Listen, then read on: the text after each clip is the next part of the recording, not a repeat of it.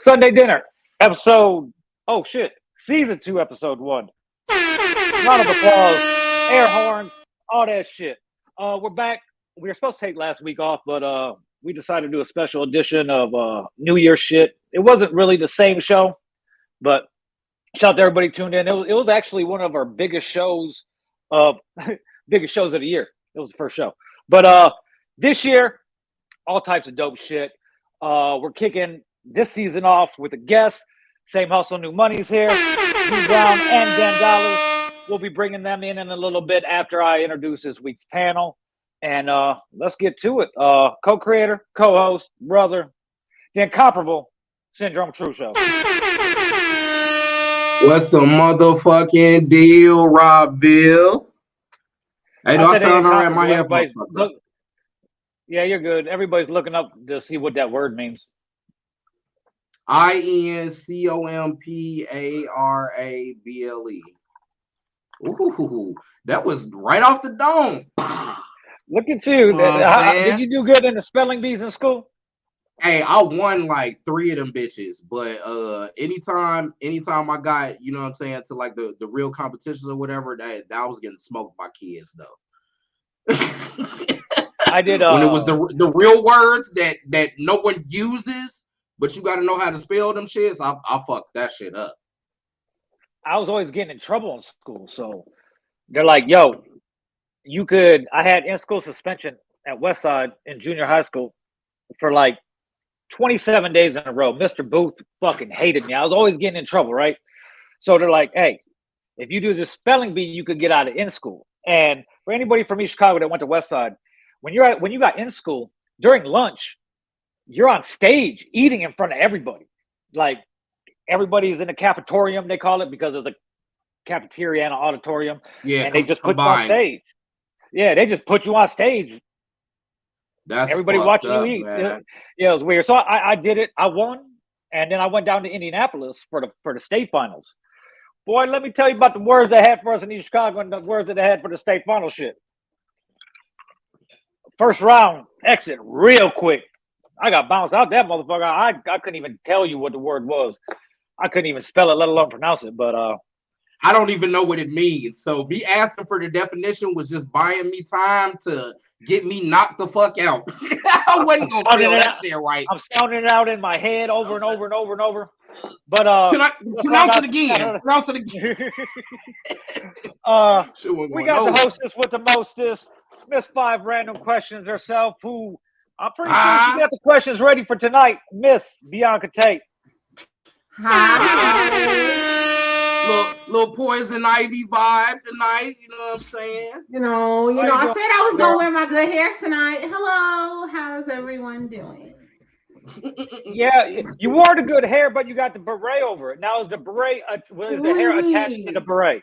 Oh no, there's 2 separate pieces. These are both interchangeable at any time. You know. No, I'm just giving you shit because we tried getting, like, it was a debate whether Bianca should change her hair out before the show started because the green screen setting is taking away her head.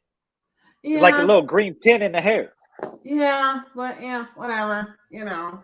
That shit is crazy. A female with selectable hair like an NBA 2K player. Yes, and you all wore hats. I wanted to wear something too, like, you know. That shit crazy, man. Tonight, hey, we should do it. We should do a segment, you know what I'm saying, one time where, you know what I'm saying, Bianca just comes back with a different hairstyle. Yo! That'll be lit. That should be lit. One of my best friends. Listen, one of my best friends. See who notices it? Listen, we had a musical. In the first half, she wore different hair. So we had to change. She had came out with different hair. Like, I'm for that. So, you know, if you want to that's what's up. Hair, we'll work that out. We'll work that out. We'll work that out. Yeah. Sponsorships. Hello. Hey. We're here on Sunday dinner. For real. Hey, you know it. Skurlock's not here tonight because he was in San Diego for the weekend. So he's on the way back to Vegas now. So, but in his place, we got 2 co-hosts tonight. You may know him as individually as D Brown and Den Dollarz. You might know him collectively as Same Hustle, New Money. But We're gonna go ahead and bring these guys in, get into the show. Let's go, guys. With your team is so elite, it feel like Noah's Ark. Structure like $1 million business, we won't fall apart. All my diamonds real, don't need no flash, they gon' glow in the dark. They kill, got him gassed up, but we'll put your shit in park. Had this vision since a teen, I been grinding every day. Trying to touch a 10 with selling bags up on my Chevrolet. Lil' bro don't call me out, still make sure he always straight. Trying to make a meal together. Everybody, welcome D Brown and Den Dollarz to the show.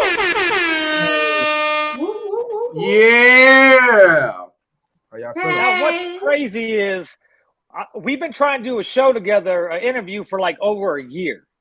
Damn. So it's been a minute. Like, actually, it's been longer than a year. It's been like a year and a half. We had the dates. Shit would happen. We'd reschedule. Shit would happen. Like, I got numerous flyers in my folder, like that we've made, but we finally got them here.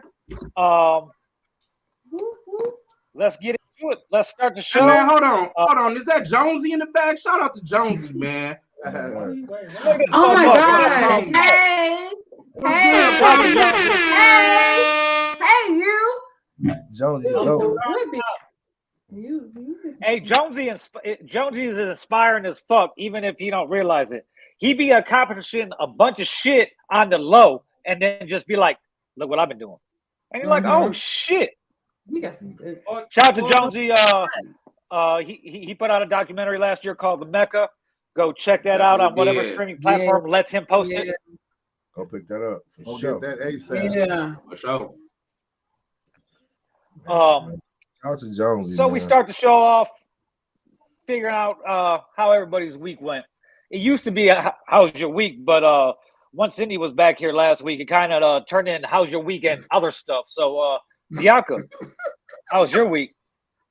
You know, it was a week. You know, we got the kids out the house, out of from Christmas break. So yay! You know, kick their asses out. After that, you know, my grandmother went to the hospital. She's home now, but that was a thing. So dealing with that. Thursday was the first show of the year for Behind the Velvet Rope on WDAV DeVille Radio. So that was awesome. 10 to midnight. So check that out. And I'm just happy I am here for Sunday dinner. So let's keep it moving. Mm-hmm. Same hustle, new money. How was y'all week? Man, we trying to figure out. First of all, we want to know. Somebody told me that you get food on the show. They say y'all send us food. That was when we used to do it together from the studio. That was one of the things that we talked about, whether we should like eat during the show, but we kind of decided against it because we don't know how messy eater everybody is. So usually during the show at some point you'll see my high ass eating some kind of munchies. I'll be muting myself because I'll be eating some cookies or some shit. But before the show in the green screen you could catch us fucking shoving food in our face before we go live. Facts though, but I ain't gonna lie, bro. We had to stop all that eating and shit on the pod because I got a motherfucking hole in my lip. That shit be dripping down all on my shit. You know what I'm saying? I'm on camera, fucked up. You know what I'm saying? So yeah, can't be doing all that. The week was great though. We had a great week. It was a busy week. Everything leading up to our album listening party that we did last night at Vibe. So it was a busy. It was a great turnout and a productive week too. Productive week. We got the new merch and we got it over here. And y'all will keep y'all some merch, and I'm gonna ask y'all about that. Bro, yeah, you guys. Y'all keep up a collection, okay? On some real shit. Give us y'all size. We gonna bless y'all with some merch because like we've been doing like this media for like everybody. People be trying to charge for interviews and all that stuff. Look, man, y'all fuck with us. Y'all ain't trying to get no money up out of us, so we're gonna bless y'all with some merch. So as soon as y'all size it. Wait, you mean I could have charged you? People be charging for interviews, bro. That's crazy. That's crazy. Or we could have got some merch out of it. Damn, man. Whole lot of value in that. You know what I'm saying? I already had some. And I already got some. Hey, you already know. We happy to have you. You're welcome anytime. For sure. That's how we rocking. That's how we rocking. But It was a long week, but it was a productive one though for sure though. But we did a lot of shit leading up to the album listening party. The album listening party was great. It was a great turnout. You know what I'm saying? It was mostly private for the most part. Then we just opened it up to the public after we had met our goal of RSVP. Okay. We kind of opened up to the public, bro. We had a good time. Everybody had a good time. A lot of beautiful women in the building. A lot of fly niggas in the building. I know shit. We had a good time, man. You know that's one thing about you though, and a lot of other artists from the area could learn this from you. You stay busy. You stay consistent. If you're not dropping music, you got a new line for the merch.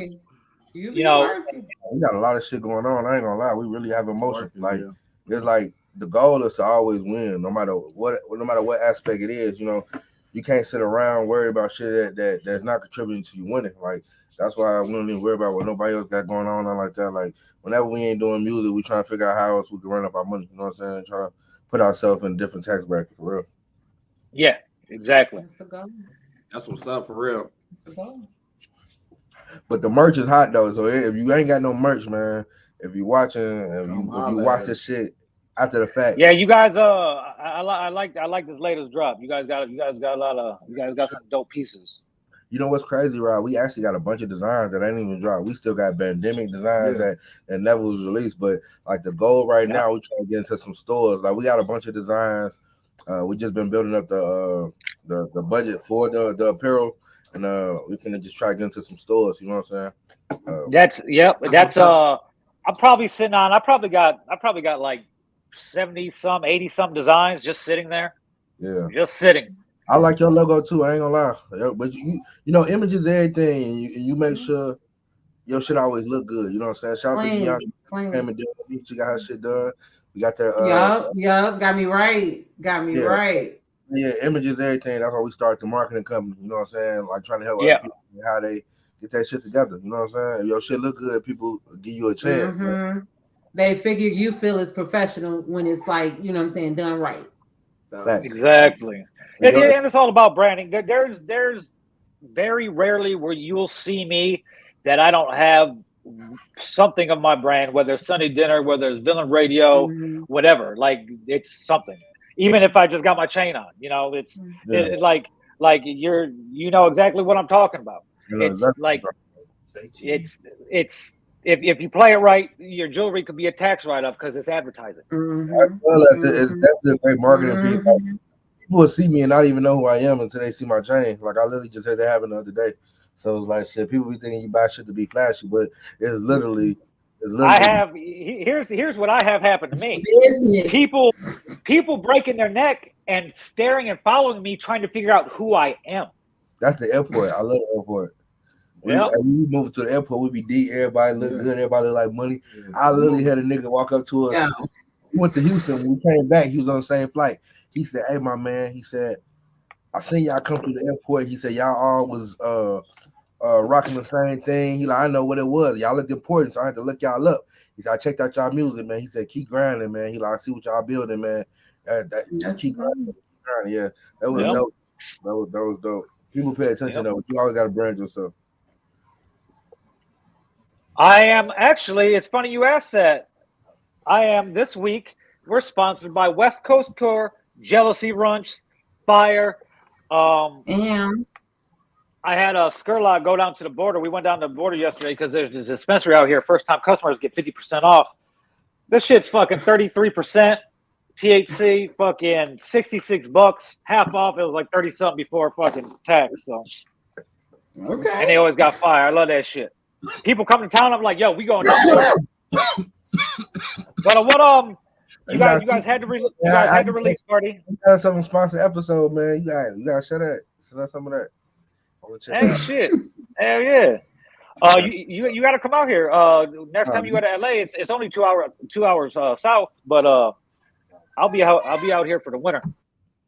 But it's I always tell people, like if you could afford to be in California, San Diego is a good alternative to LA because you're 2 hours away from LA, you're 5 hours away from Vegas, you're 5 hours away from Phoenix. you know, and then you're 15 minutes from the border, you know, so it's crazy. A different type of marketing you could do that people should take advantage if they have the opportunity. But now that you guys had the release party, you guys dropped a video. We'll get into the video in a little bit. What you dropping physical copies, some vinyl, like what your plans for the project? Actually, you know what? Sorry, I asked that. Let's we'll get into that when we get into that in after this. But Indy's gonna be like, "What the fuck? You take 2 hours for how was your week?" But where'd you guys have the release party or the listening party? Vibes Lounge. Vibes Okay. off Ridge Road. Oh, okay. Yeah. It's like Griffith and Gary. I always tell people Griffith. Yup. Yeah. It that could change the dynamic of who decides to show up or not. In fact, that's why I do that. I know it looked like a dope little spot. It is. Smoke. It's one of the rare few spots you can smoke in. That's big for me. You know what I'm saying? Everywhere I go, I want to be able to smoke weed. I ain't gonna lie. Especially, that's the problem I have when I'm at a bar or a club. Like, soon as I get any type of buzz from alcohol, all I want to do is just light up and just smoke. That's it. We smoke us. Roll up. But where the hell did this motherfucker disappear to when it's about to be his turn? But so you guys dropped the merch this week. That's going well. Like I said, you do everything. Like your second run. We had damn. the crew. Yeah, we had. Yeah, you guys had the crew necks. You guys had the crew necks. Them sold out. And then we just cooked this one up. Literally, like what? About probably a week ago. Week ago, bro, made it happen. Not even, and it was a great move because we didn't sell out more than half our inventory at the party last night. See, and that's you're always like, it's going back to you always having the merchant shit, and that's something that people or artists, whatever you want to call them, what they lack in. You know, so many people just want to put the music out. That's what I was many people just want to. So many people just want to put the music out. They want to put a video out. You know, and how do y'all get on guys, like one like team? Like, okay, this is where we're going with this. So how do we get from point A to point B to like creative? Then you got the music, putting it out. How are you going to market it and execute like your event like you had last night? It's mostly just planning for one, and just one being on the same page. Like the chemistry so well, like, you know what I'm saying? I've set a good example for anybody that just want to follow what I got going on and be a part of what I got going on and trust my direction. So, but you know what I'm saying, bro really been locked in, and he just been rapping on a different level, and like we just mixing that and teaching him more about business and marketing and everything. We put everything together. We literally had business meetings, like, you know what I'm saying? We both be having a lot going on, but we schedule our time to sit down with our team and like really like put players together, make sure everything happen. You know what I'm saying? So yeah. Y'all did that very well. Very well. Appreciate it. Definitely gotta keep this shit going. A lot of the time, we feel like we ain't doing enough. That's a fact. We feel like we can do way more, but people always, y'all. So it'd be good to hear that, but we definitely want to. We finna take a couple more steps up, keep leveling up. Yeah, because you got that fine line where it becomes like an oversaturation. Yeah. Yeah. And that's when there's too much of you, that's when they start looking for something else. Hey man, I love the way y'all move, man. I see y'all out. I see y'all a lot of the same stuff I do. You know what I'm saying? I love the way y'all do. I love that y'all always come and y'all always got everybody with you. You know what I'm saying? Everybody supporting, all on one accord. You know what I'm saying? Doing what you're supposed to do, man. So shout out to y'all, man, and everybody that y'all got moving with y'all. Yeah. That's the most important, in my opinion. You know what I'm saying? You can't do it by yourself. We figured that out already. Facts. So that's why we just need, shout out our people been rocking with us, moving around with us. We need y'all support. We need y'all. Definitely need our people, bro. For sure. It's like really the whole goal is to, like, you know what I'm saying, change a lot of people's lives. So it's like people who rocking with you, and like it all shows like and how people do business with you, just how people support you, even when it ain't nothing for them to gain in the process. Like, you know, so we really just trying to stay locked in with the people we really, you know what I'm saying, we locked in with and keep building, you know what I'm saying, keep building. We try to do everything from inside. Like even when my DJ just came from Milwaukee for the album listening party, but you know, I'm trying to get him booked for other gigs while he in town just so he can make some bread. Right, yeah.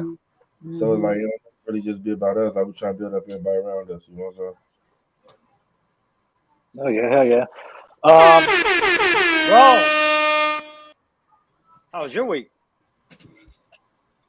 Chilly chill, man. You know what I'm saying? I worked all week, but on Saturday, Trosh had a show at Ambitions. That was my first time going to Ambitions. That's out in Richmond Park, I believe.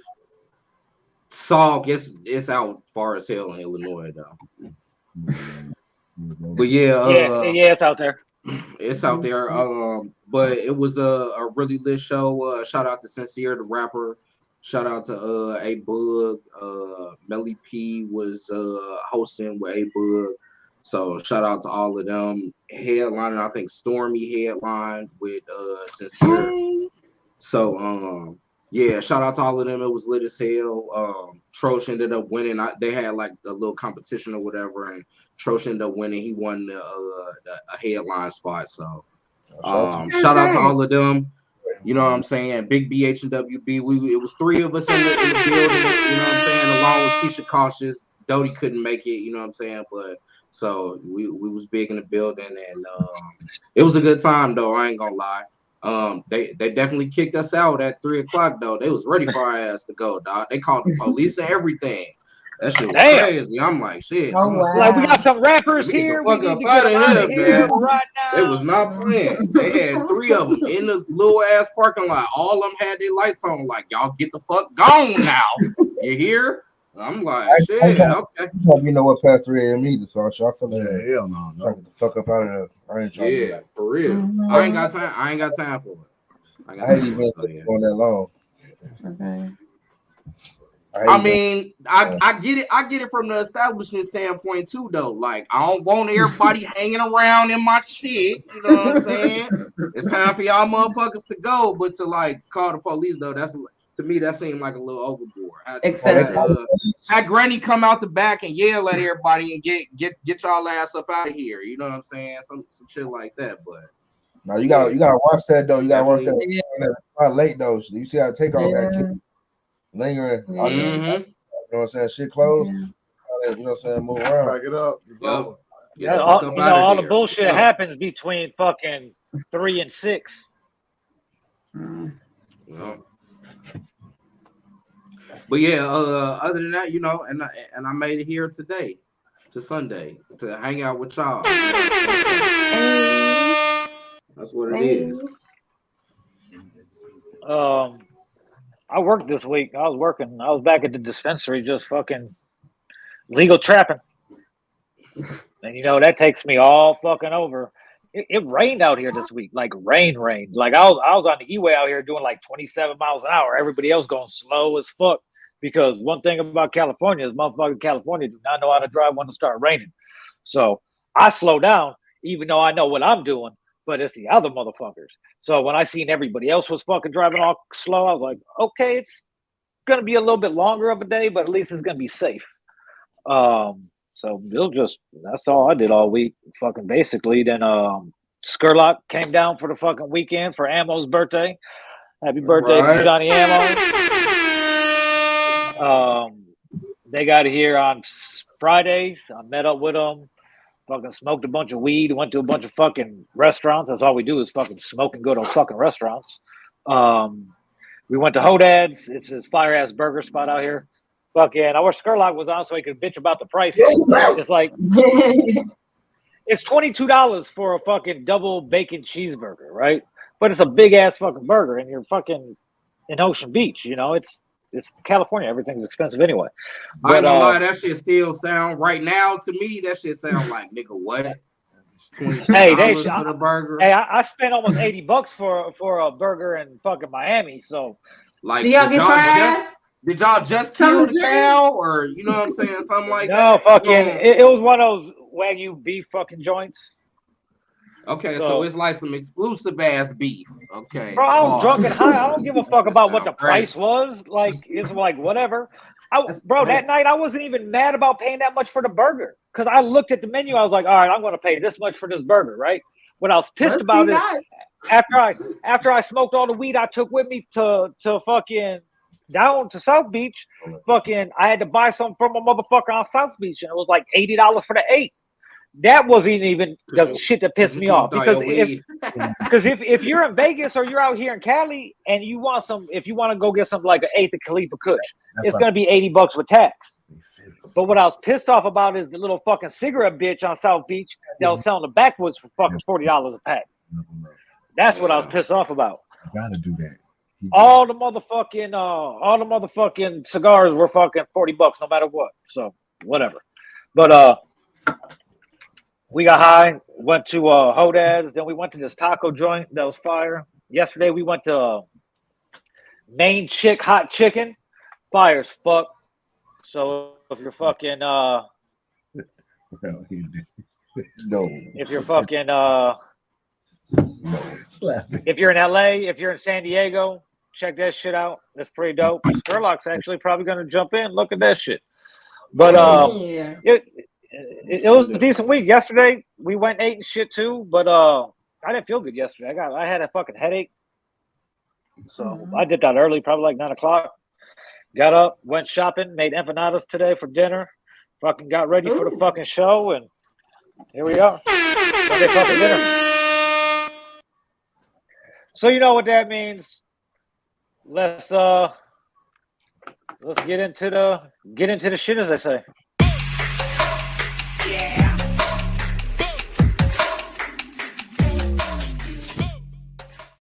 Yeah, this like a motherfucking That's all right. All right. We got same hustle, new money in this bitch. Just to take over. You know what time? I guess the first thing we could do, we'll play the video. Spin some. We'll play the video. What Yeah. What how did the project come to be? Did you're like, you know what, let's do a collective project, you know, or were you guys just like had materials stacked up and you're like, what are we gonna do with it? Together. We actually both had COVID-19 at the same time. I think we caught it at one of these.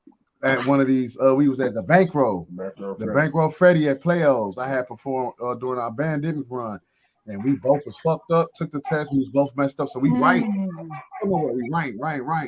When we was good, we linked, and I had like 3 songs I had wrote. He had like 3. Let me hop on that. He hop on mine. You know what I'm saying? So we just said we started cooking. We was done in like 2 weeks. Okay. Okay. Oh shit! Hell yeah. Over time, we had added like 3 or 4 tracks, which I'm happy we did because those all are very strong records on now. But we literally did 3-4 weeks for real. On COVID lockdown. That's what's up, man. Big ass shit. Hey, if you're gonna be locked down, might as well work. Yep. Shit. Yeah. Good for y'all. That's what's up, though. Hey, so where does the name Fortro come from? It's for the real only. For the real only. For the real only. Yeah, for one of the first songs that we did that we started the project with, it was a joint I had wrote and recorded called For the Real Only, and he heard it and he like once he got on it, the shit he did to the record just elevated like to a whole other level. Yeah. To the point we're like, yo, this gotta be the name of the project. Like you said, we just jumping on each other's song. We're like, fuck it, let's put a project together. And what we gonna call it? I'm just like, shit, For the Real Only. You know what I'm saying? And ironically, bro already got an album called Only the Real. Like, back in like 2018, 2017, maybe. You know what I'm saying? So it's Only the Real. So it's okay. It just makes sense, man. It just makes sense. Yeah. But For the Real Only, we just ran with that name because it just was solid. And to me, it was in line with the brand, the same hustle money. And shit. We got a dope logo, and then so we just continue to create dope merch, you know what I'm saying? And just building around it, and everybody fucking with it. So shit, we running with it. It's crazy because we wasn't even really trying to go with the whole Fortro shit, but everybody been calling it Fortro. So Yeah. Okay. Motherfuckers don't even know how to go left or right, bro. That's it. So they see the logo and they're like, they read see it though. And you probably be surprised. There are probably a bunch of motherfuckers trying to sound it out, trying to figure out what it said. it's literally up under it if you look hard enough. But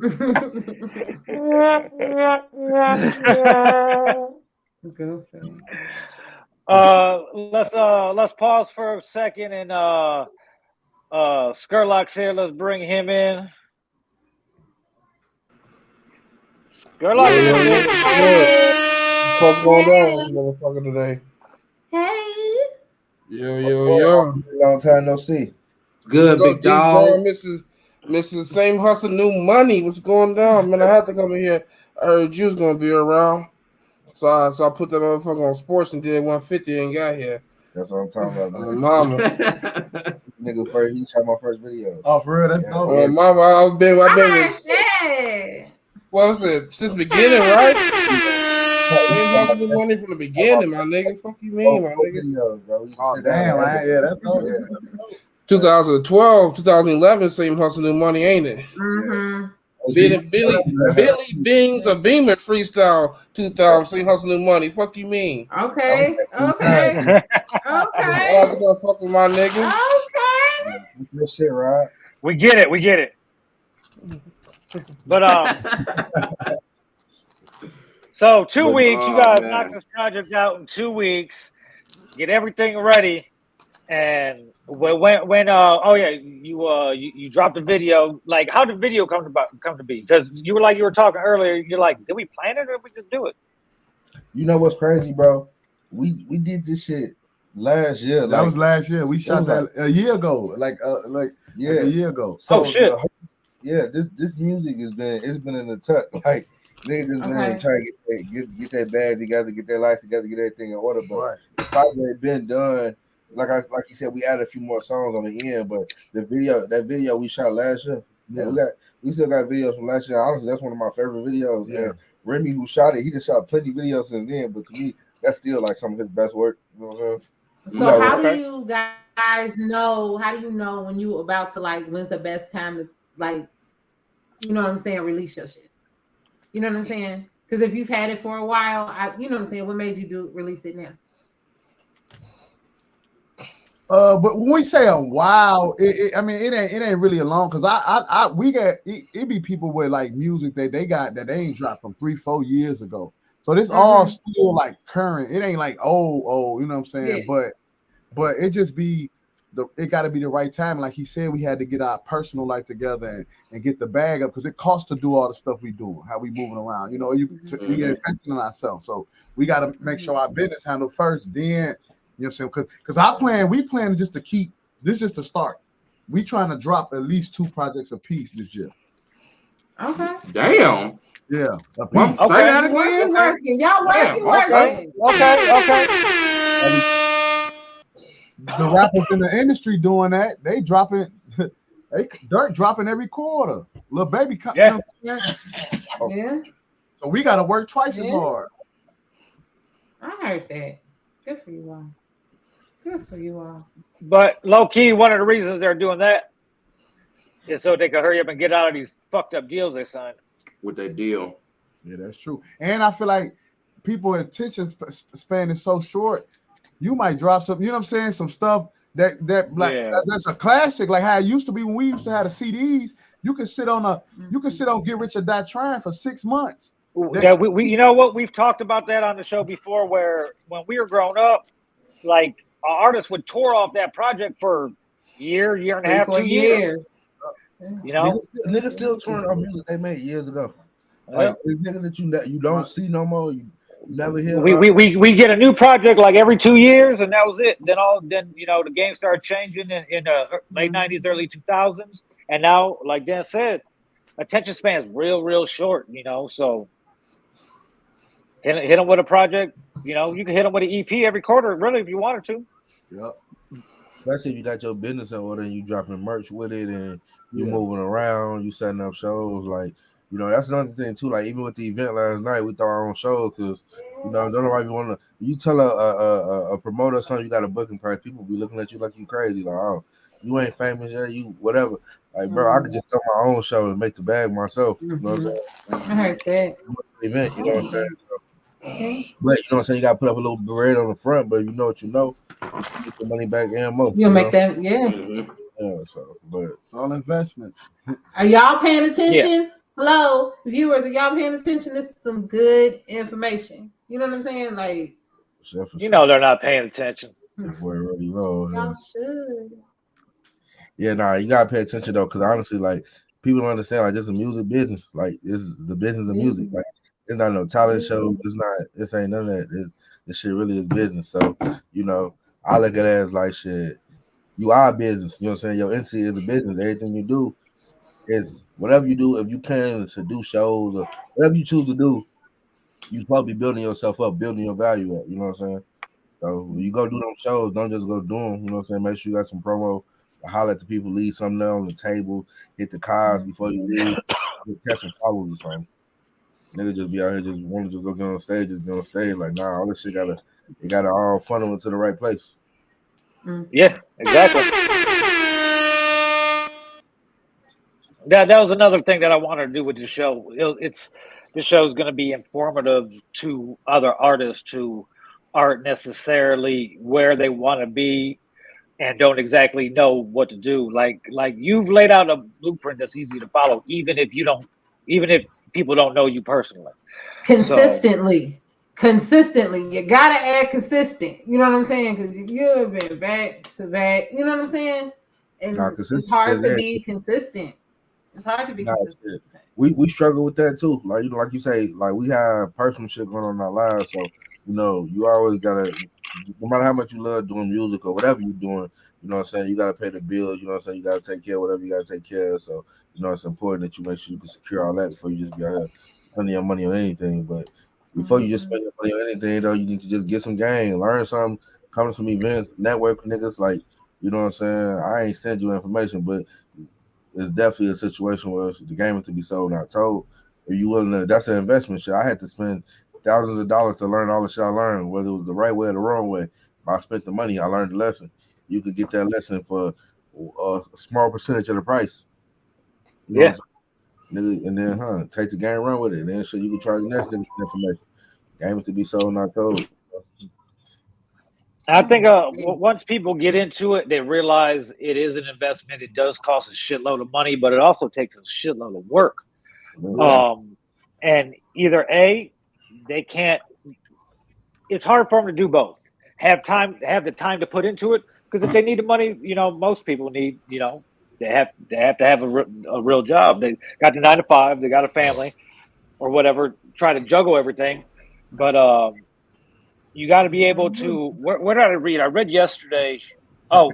Ice Cube. It was a video of Ice Cube saying, "Don't try to do anything. If you're an entrepreneur, whether you're a rapper, whether you're a painter, a writer, whatever you are, videographer, photographer, whatever, whether you're a fucking car detailer," he said, whatever you do, don't get into it unless you have 5 years, a minimum of 5 years to put into it, because it's not going to be until you start seeing anything from it. And I think a lot of people get scared of that fact. You know, once they realize that's actually what they have to do, because it's you don't see with every success story you see, there's a bunch of peaks and valleys. You know, a long fucking road filled with blood, sweat, and tears to get to the promised land, so to speak. And a lot of people ain't cut up for the hard work it takes to do it. No, that's a fact. You gotta have that hustle for sure. I feel like everything revolves around hustle. Like that's why we really standing on saying hustle no money. Like if you ain't got no hustle, no matter what realm of the world you in, like it's gonna be somebody that's gonna beat you. You got the best product, you got the best price. If somebody who out hustle you, they're gonna beat you every time. See, but you named it backwards. It should be new hustle, same money. We apply the same everything. You got one more. You got more than one hustle. Yeah, no, but we're gonna apply the same hustle. See, hustle, you looking at it as like a thing. Like now, hustle is like an action. Like It's the same hustle. We're gonna apply the same type of pressure to everything we do, and we're gonna win from it every time. We're gonna keep building. And we got that hustle.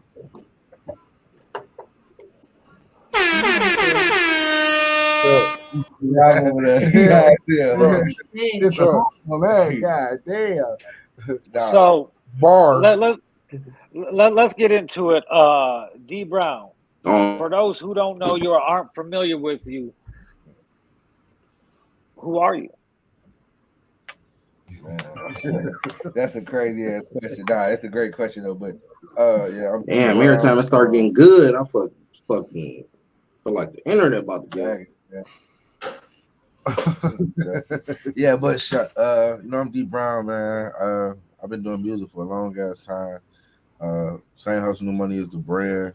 You know what I'm saying? We repping Gary, Indiana, West Side to be exact. And shit, I'm just grinding, man. We trying to make this shit work, man. We've been doing this shit for a long time, man. A lot of talent, like I said, I've been doing Skurlock for years. He been shooting my videos, so I was like 18. He shot my first 4 videos, and like I always try to elevate. No matter what I'm doing, I just try to keep going further and further. Now we in the aspect where we really in position to like showcase what we got to, you know what I'm saying, the whole world. So we're gonna just really start taking the steps to do that. So yeah, that's what we thought about.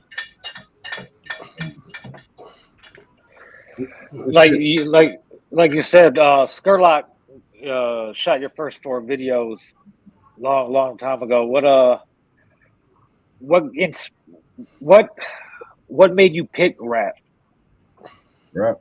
I used to just write, really just that was just kind of like a way of therapy for me. Like I just used to, when I was a shorty, I've been writing songs since I wasn't even a teenager yet. I was like probably 9, 10. I used to write songs, but I used to get my feelings out my head, my thoughts and shit out my head, put them on paper, whatever. So, but I didn't record until like high school. Yeah, I linked with my nigga Hollywood.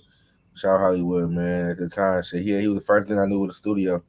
Somebody told me that if I be in a rap group, they help me hit the studio. So I'm like, shit, I'll be in it. We went to the studio. Sounds like a deal. Hell yeah. One song, and I went back every day by myself after that. Like I couldn't stay out the studio, but they still they wasn't really trying to rap for real. I was trying to do this shit for real. So I mean, that's how I first really liked him, my nigga Hollywood. And shit, from the music shit to even to the video shit, you know what I'm saying? We always stay locked in. We finna shoot some more shit real soon too. That was gonna be my next question. With how long did it take you before you're like, I could do this? Like this could be a career for me. When that Piff was popping, that's when everybody was dropping mixtapes. I had dropped the mixtape on that Piff. I think it was My Struggle Made My Hustle. So, and like I was a young nigga, you know what I'm saying? So I'm watching all the older niggas in the game. I ain't gonna call them by names, nothing like that, but I'm seeing how they come in, what they dropping on that Piff and all that. And I was seeing with the numbers what they was doing, how many downloads and shit they was getting. And I tried my shit and I was getting a nice amount of downloads and shit. So I'm like, damn, people really fucking with me. Like, you know what I'm saying? So I just really just started taking this shit serious. Like I said, I always was big on like branding and the Same Hustle New Money shit. I've been sticking with this shit since MySpace. That's I was just about to say that. I was just about to say my name on MySpace still. It's crazy. Yeah. I was like 14, 15 or some shit like that. So that's crazy.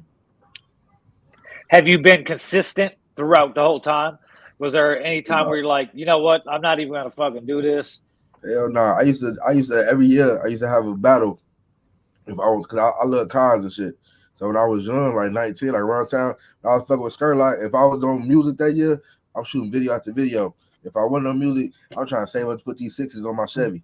I just 15. I'm finna repaint my shit. I'm finna relift my shit. You know, so you know, everybody had their inconsistency. I wasn't consistent the whole time.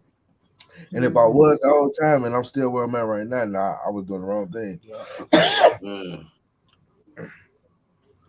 That's what's up. Niggas take time off for sure.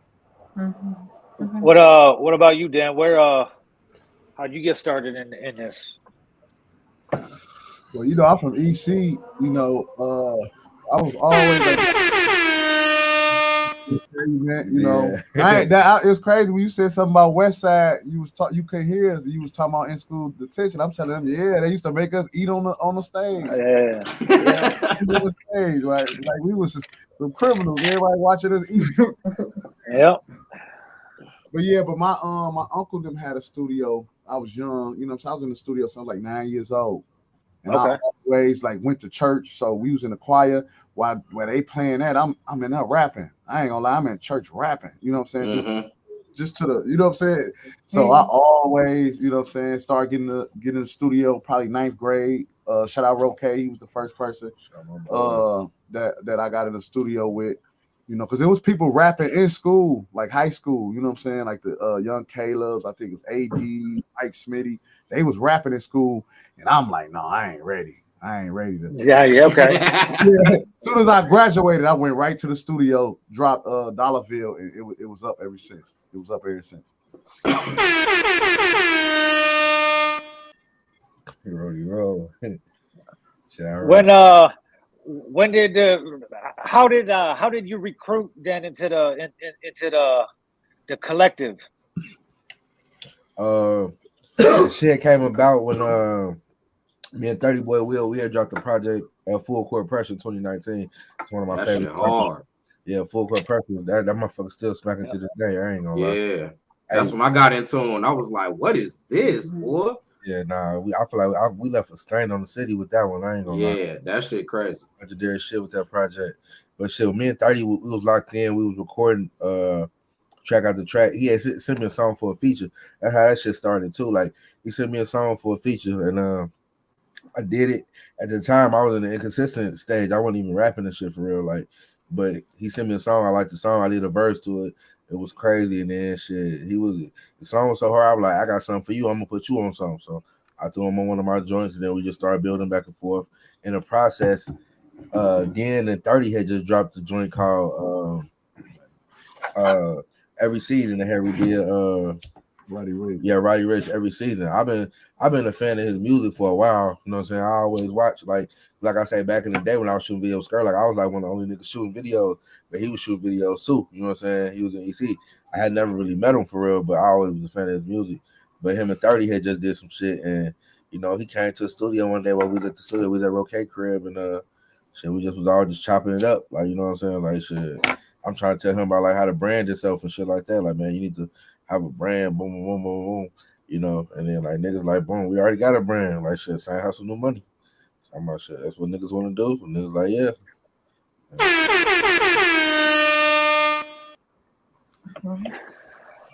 Well, shit, you make it sound so easy though. How the fucking movie ain't gonna be that long then. Shit. Nah, there's a lot to the movie. There's a whole lot to the movie. Nah, I ain't gonna lie. When you listen to the For the Real Only project too, matter of fact, on the intro I say document my life, because they're gonna probably write a show about it. Like, bro, it's just it's a crazy story, bro. We did a lot of great things, bro. We went through the good of time, the bad of time. We've been through a lot of shit, but you know what I'm saying, we still here. You know what I'm saying? So, you know, story, bro. I just want to say, he been had bars though. It's a difference. My man been spitting that shit. Now, I mean, I used to fuck with rappers and fuck with artists, but I really can't do you. I can't get down to your music, and I can't shoot your shit if you ain't got bars. This motherfucker was the only motherfuckers back then. I was like, yeah, whatever he sent me, I didn't have to listen to the next track. It was like, yeah, let's shoot that shit. And the nigga just had bars. That's why he's still here to answer his question for him. Niggas used to be trying to shoot with him. They be mad. He didn't never want to shoot with nobody shit. He didn't feel like doing that shit for real. So shit, he keeps spinning niggas, but he used to shoot my shit down. I appreciate it for sure. Hell yeah. So had to spin their ass, boy. What do you say? Bianca. Yes. What kind of questions you got for the guys? Okay, so we got into developing whatever concept you guys want to put out. Here is my big question. How do you go about your marketing, or how you're going to put your content out, as far as how you rotate and tour and do your media tours and things You see that dude in the background right now with that laptop? He probably working on some content right now. You know what I'm saying? I heard that. We try to keep moving at all time. We got a team. We built our team up around creative, so you know what I'm saying. We got people that help us curate content. We just like you say, niggas really be living a good life. So like, long as the camera around, there's gonna be some good content. You know what I'm saying? So, and we got the market media. Mm-hmm. Yeah. We got the marketing company, Crescendo Music Media Marketing. So, Bravo, really just 5 stars. Tying everything together, really just put all the resources in one pot. So not only that, everything we do, like, it's available for everybody else. Like I said, you just gotta pay to play. Yeah, that's what I was gonna say. That rappers need to understand. Like, the biggest reason why people fall off, because finances. You gotta be ready to invest. Like our merch we selling, we spent thousands on getting that made. So that's why I be telling people sometimes they'll try to. I can't really, you know what I'm saying? Let me wear a shirt to promote your brand. Nah, I can't get really nothing. We going to the right. We go to the stuff. And that's what it is. Like, who are you that's gonna promote me? Bro, it always be a person that get like 3 likes on every picture. Some would know like, I can promote your brand. Well, you gotta follow me. We can talk about a brand ambassador situation. You know what I'm saying?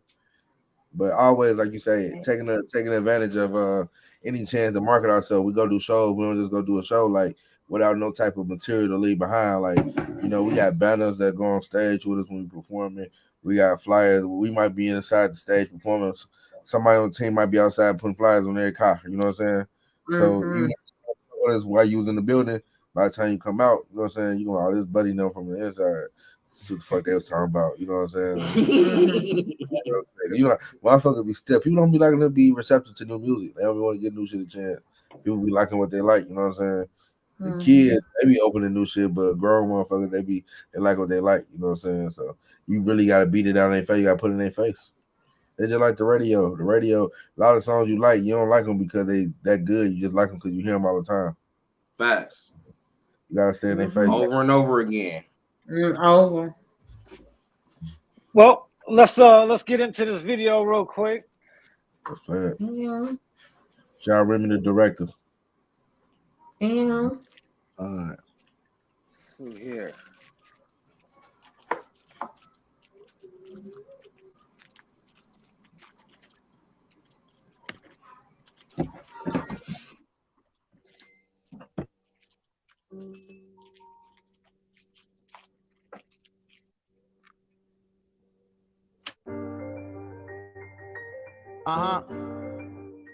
I just want to talk to y'all, man. You know I vent better when I'm faded. Hey, B.O.N. hoes be wanna lay up on a nigga. Name buzz, I got these niggas really praying on a nigga. Told my OG, don't worry, got plans to get rich. And I don't even like them watches. I just wanna be able to say that I can go and cop it. I know that sound kind of crazy, but at least I'm being honest. I'm tired of being modest. Boy, I've been the hottest. I see my daddy in that ground, it almost made me vomit. That's why I smoke so much weed, that shit keep me grounded. I see my first 100 G's and I was so astounded. Now I'm like halfway there, that make me the proudest. I got exotic in my woods, I swear my shit the loudest. Just got a new plug and he taking flight to cop him. Bust 100 pack down, I'm like, now we talking. I came a long way from drinking water in the faucet. Me and my bitch been going through it, we ain't even talking. People show their true colors and that's when they lost me. I'm protected by Christ so you can never cross me. Hey devil, get up off me. I'm dripped in rose gold, got a nigga feeling godly. When doing business, never ever get feelings involved in. Told D Brown 2 years ago I was all in. Needs to negotiate the bag, I don't even do no talking. Niggas get fucked every day, it happen way too often. Yeah. Built a team that's so elite, it feel like Noah's Ark. Structured like $1 million business, we won't fall apart. All my diamonds real, don't need no flash, they gon' glow in the dark. They kill, got him gassed up, but we'll put your shit in park. Had this vision since a teen, I've been grinding every day. Trying to touch a 10 with selling bags up on my Chevrolet. Little bro don't call me off, still make sure he always straight. Trying to make a meal together, time to eat, I clean the plate. I was getting to it, niggas always had some shit to say. Shit that I've been did, you finally doing, man, you niggas slate. They switching cars, I'm switching states. Airbnb for the state. bitches treat me like I'm Drake. Anime gon' eat the cake, and I don't mean that literally. She just don't do what I say. All the tickets drop, now everybody asking what you pay. Corny niggas free to late, type of niggas in the way. So that boy a couple bows, he always send that Apple Pay. So digital, praying while I'm loading up my clock, cause I'm still spiritual. Bitches fucking niggas before they lick back, shit so pitiful. Refocus my time and my attention, shit been pivotal. Trapping in the city, catching flights to do an interview. Southwest, I'm a frequent flyer. Cherry pie keep me higher. Ghetto bitch, her name Mariah. Talk a lot but pussy fire. Bookie show respect the rider. But y'all niggas was working at White Castle, now that boy Slaughter.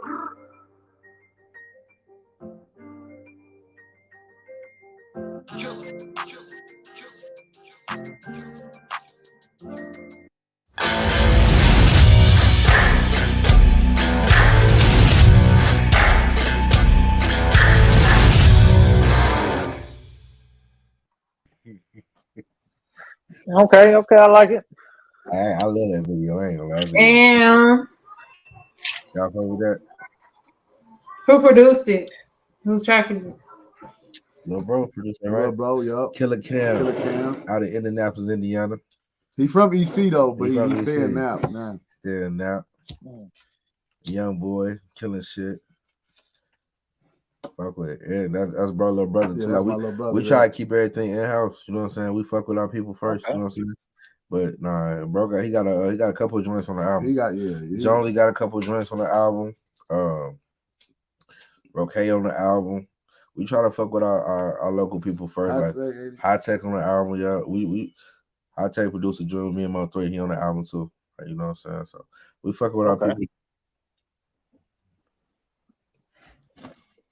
When can we expect a project? Next Friday, Friday the 13th. Friday the 13th. Okay. Yeah, we need y'all. We drop on Friday 13th, so we need y'all to review it Sunday. We need y'all to listen to it all weekend and talk about it on Sunday dinner. Good or bad or ugly, whatever y'all want to talk about it. You know what I'm saying? Drop that shit. Let us know how y'all feel about that shit. Where's let me see if I could of course, you know, we definitely got that. Let's see if I got get our resident fucking review scientist to review what we'll have Trell do it too. Fucking Trell will come through with a motherfucking Sherlock Holmes motherfucking notepad and everything. Yeah, tell him come on with it. For real. Yeah, But, Trell come with a legal pad. Yeah, he be on it. He be getting scientific with it. Like, and in conclusion, ass motherfucker. But that could be Trell be working shit. Trell who y'all talking about? Settles. No. So what's next? We got some more videos coming from the project. What can we expect from the project? You know what's crazy? We actually got like 2-3 more videos already done. But we yeah. sitting here talking, y'all probably sitting there laughing and shit while the video is playing. But we talking about the next video. We finna shoot another video. But so we got 3 already in the cut, and we finna shoot one like probably next week with Q. Okay. Yeah, we gotta sit down with Q this week. Man, yeah, just keep hitting us with them. Yeah, man. Actually, and too, for y'all and anybody watching though, y'all fuck with us, definitely engage in the content. You know what I'm saying? It's crazy because everybody be knowing about what be going on, but you know what I'm saying? We don't be seeing the engagement that I feel like we should see. You know what I'm saying? We actually putting forth quality content, like we giving people something real to support, and we doing this shit for the real motherfucker. That's why we call this shit for the real only. You know what I'm saying? So if you're a real one for sure, make sure you engage, hit the like button, hit the share button, subscribe. You know what I'm saying? That shit free as hell. That's right, man. It don't cost you nothing. Comment, talk about it. It's you know crazy. Share that shit. Do all of that shit, man, for real. It's crazy how hard it seems it's gotten for people to hit the like button or the share button. You know, they want to be watchers, but not, you know, participators. People we in a time where people try to make it seem like you on people's dick if you fuck with them a certain type of way, you support them and shit like that. But we don't know the type of time. Ain't no dick riding. Like, I don't even like to use the word fan. Like, you know what I'm saying? I like to use the word supporters because I feel like shit, I ain't got no job. That's why this shit is a business to me. And people understand that shit. Like, I ain't had no job in years, but I'm still able to do what I need to do. You know what I'm saying? Because I invest in this business. So shit, I get paid for what I do. You know, but I appreciate the people that do. You know what I'm saying? Understand that and they support. They pay for features. They pay booking shows. You know what I'm saying? Shout out to the promoters that's really out here, not just trying to make money off a motherfucker, but make money with a motherfucker. You know what I'm saying? Mm-hmm. So shit, we rocking like that though. There is a difference. Big difference. I wonder where Bianca, where'd you disappear to? You'll see people disappear all the motherfucking time. So I'm surprised Indy ain't came in here yet though. But his chair's just been sitting like that the whole time. It's like it's like he got kidnapped. Shout out to my boy Remy on this bitch. Right. Shout out to Worldwide Red in the comments, man. My DJ out of Milwaukee. You know what I'm saying? Yeah. When you say team, you literally got a team. You got somebody for everything. For everything. Everybody knows their role, and you guys seem to move pretty smoothly and cohesive as a unit. Mm-hmm. Which is kind of that shit like a machine. Oiled. Which isn't easy. Whatever you need, you put which ain't easy in anything. In this side, that motherfucker work, and that outcome is like this. That's what that shit is like, man. Salute y'all brothers, man. That shit is. You gotta think like a basketball team, bro. You got a nigga that's supposed to pass the ball good, a nigga supposed to shoot the ball. A nigga who gotta set screens. Yeah. Somebody gotta rebound and kick it out. You know what I'm saying? That shit gotta work. And then, you know, sometimes LeBron might come in at the 3. Sometimes he might come in at the 1. Sometimes he might come at the 2. So we know how to switch roles. It's just like, you know what I'm saying? Like, hey, you might be the shooter of this game, okay? I'm an assist nigga, you know what I'm saying? Whatever, but that's how we rocking. You know what I'm saying? It's all about getting a W at the end of the day. Hey, listen, so as far as the group dynamics is concerned, because you know, in any group, for whatever reason, things may go astray, or you know what I'm saying, two people may have a disagreement that you gotta it has to come to terms with so that you can keep moving forward. How do y'all in-house resolve some of those problems? Shit, the same way you deal with it with family shit, you know. Just keep it in house, you know. I ain't really no messy nigga. I don't do the internet shit or none of that shit, you know what I'm saying? Whatever issues we have, we solve them. Yeah, you gotta be accountable. Everybody gotta be accountable for all they actions. You know what I'm saying? Ain't nobody perfect, ain't nobody gonna be right about everything, but it's gotta be a simple conversation we can have and just settle it. You know, we brothers, like we like family, so it ain't never right. It ain't never nothing like that'll be able to break the bond, you know what I'm saying? So that's it. You just gotta communicate. Yeah, man. We got anything else? I'm kind of ready to get to the fuckery, man. I know we basically been hitting y'all with some shit. You've been giving us some good shit though, but you know what I'm saying, this Sunday dinner, motherfuckers want to talk a little bit of shit. You know what I'm saying? Bianca may have questions though. We kind of was waiting for Bianca to come back though. That's kind of what type of time we was on. Yeah, hold on, you're muted, Bianca. You gotta mute yourself, girl. Sorry, yeah, my bad. Because I know you had some questions for the guys though. Come on, man. Yeah, I wanted to know, I guess, as far as female artists, rappers, or singers, who are y'all fucking with over there? The same hustle, new money. You know what I'm saying? We actually ain't got no female artists. And why is that? No, we manage the female artist though. She probably gonna my girl Ebo Lottie 9000. I love her. Also, yeah, that's the last couple times I seen you out. Yeah, it was with Ebo. Yeah, shout out to her. I'm managing Ebo right now, so you know what I'm saying? I'm always outside with it. I always keep some shit going, so definitely make sure y'all support whatever she got going on. Y'all see me share it because she hard. Okay. Out to Ebo. We just had a video shoot like 2 days ago. Crazy video shoot. Okay. Shout out to Remy, man. See, I be liking to keep all my shit. I try to keep my people fucking with each other. You know what I'm saying? Videos, shoes, whatever. You know what I'm saying? Videos, like we all locked in. You know what I'm saying? Like I try to, if somebody do me a good service, I try to spread that to my people. You know what I'm saying? Right. That's true. Like That's keep the true. money. You know what I'm saying? Hell yeah.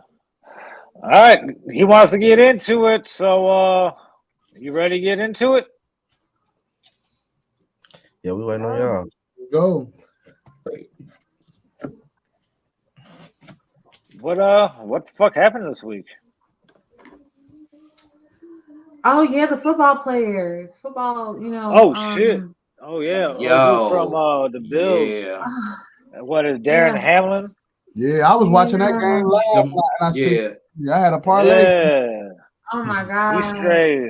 He straight got hit, got up, And then fell out. out. He wasn't even hard or nothing like that. But Yeah, it looked still. routine as fuck. Routine as fuck. So That's they what saying that's the scary thing. my understanding is that it's a heart attack that he had on the field. But I think he's 20, 29, 28.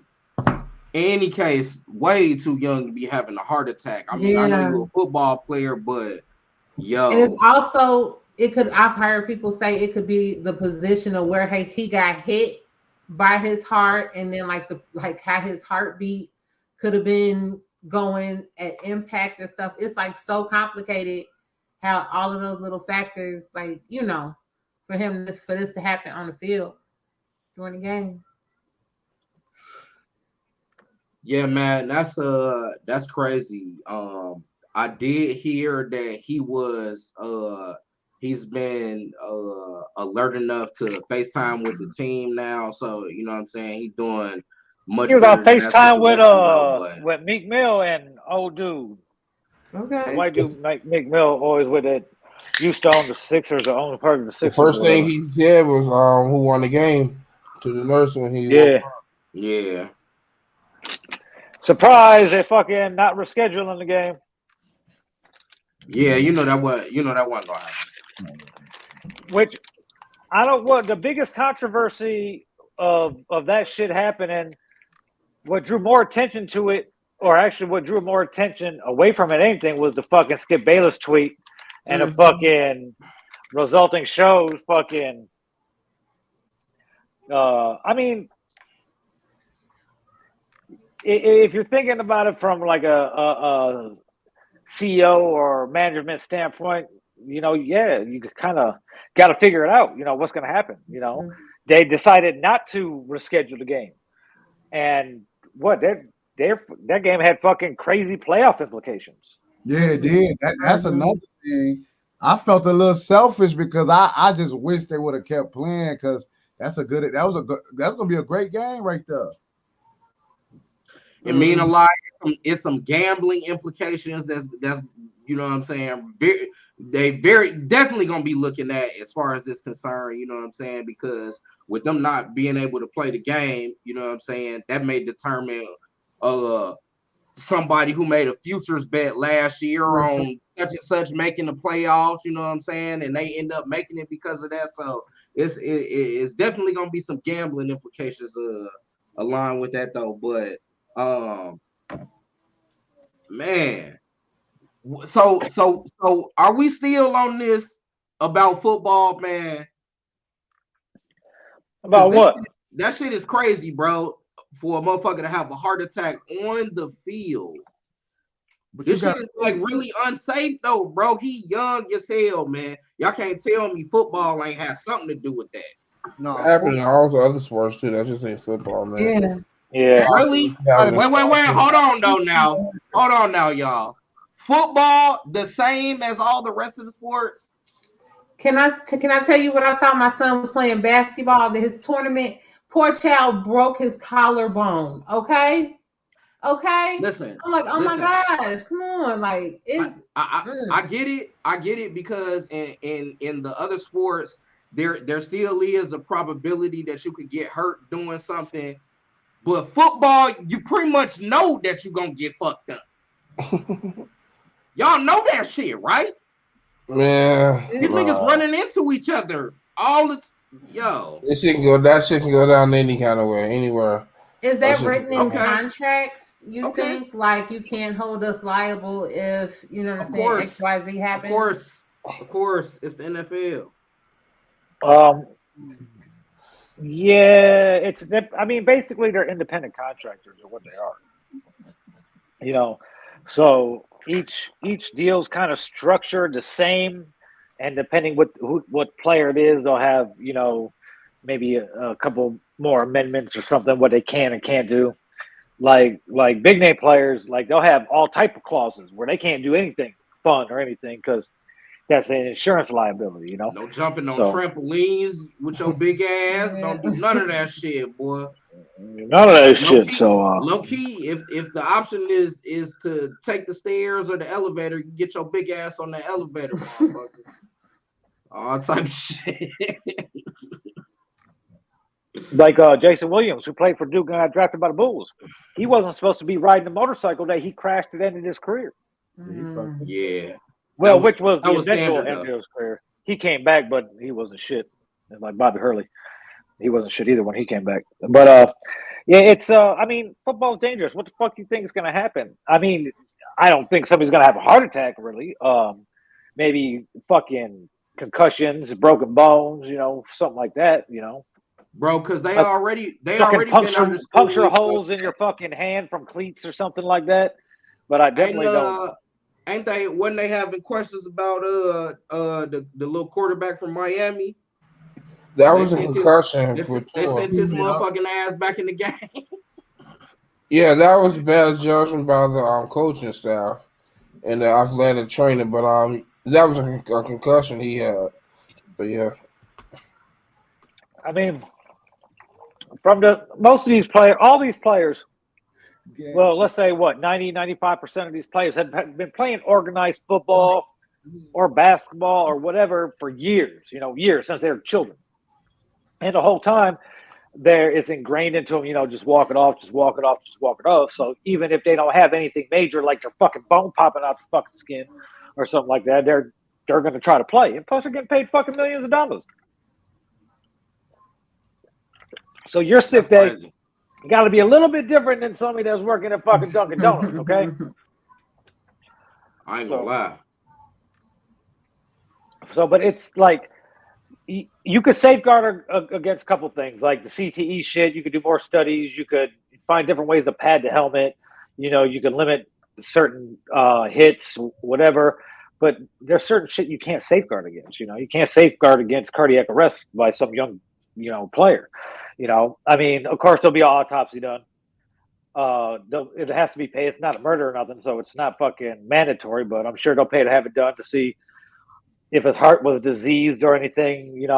Was he a big pre-workout fucking drinker type person?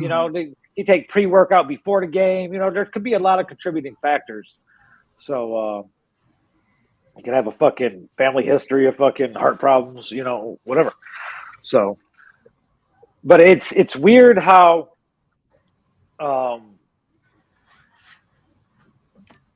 things don't. He has a foundation, right? And a foundation it's for a good cause. No money for the foundation, hardly at all. He gets hurt. They put his fucking foundation link in a fucking online article, and boom, crazy fucking amounts of money for the cause his foundation is set up for. That it took him dying on the field to get. So they're donating the money because he died on the field to the fund that they didn't even care about donating to before that. People are so fucking weird and fucked up. It's like, tell me your fucking those type of people that screenshot them donating the money and posting it. Weird fucking internet self gratification ass people. Hell yeah, do it for the gram, goddammit. Donate for the gram. And people will do it too. Crazy, man.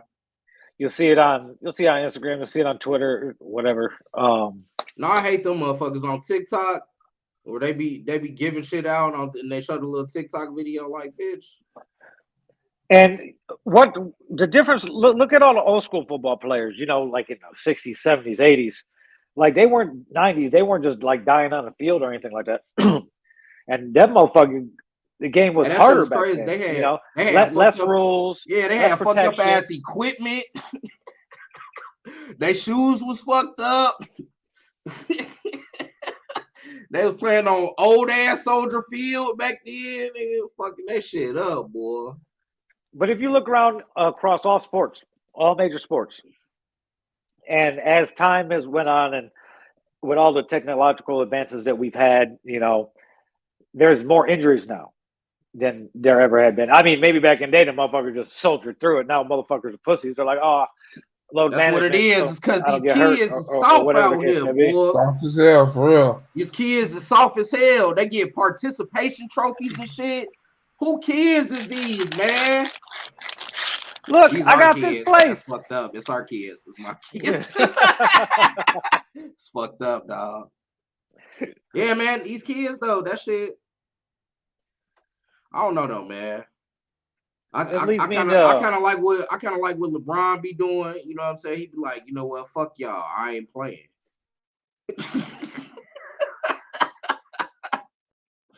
Fuck y'all niggas. I ain't playing. Fuck that. I don't want to play because we suck. Like it.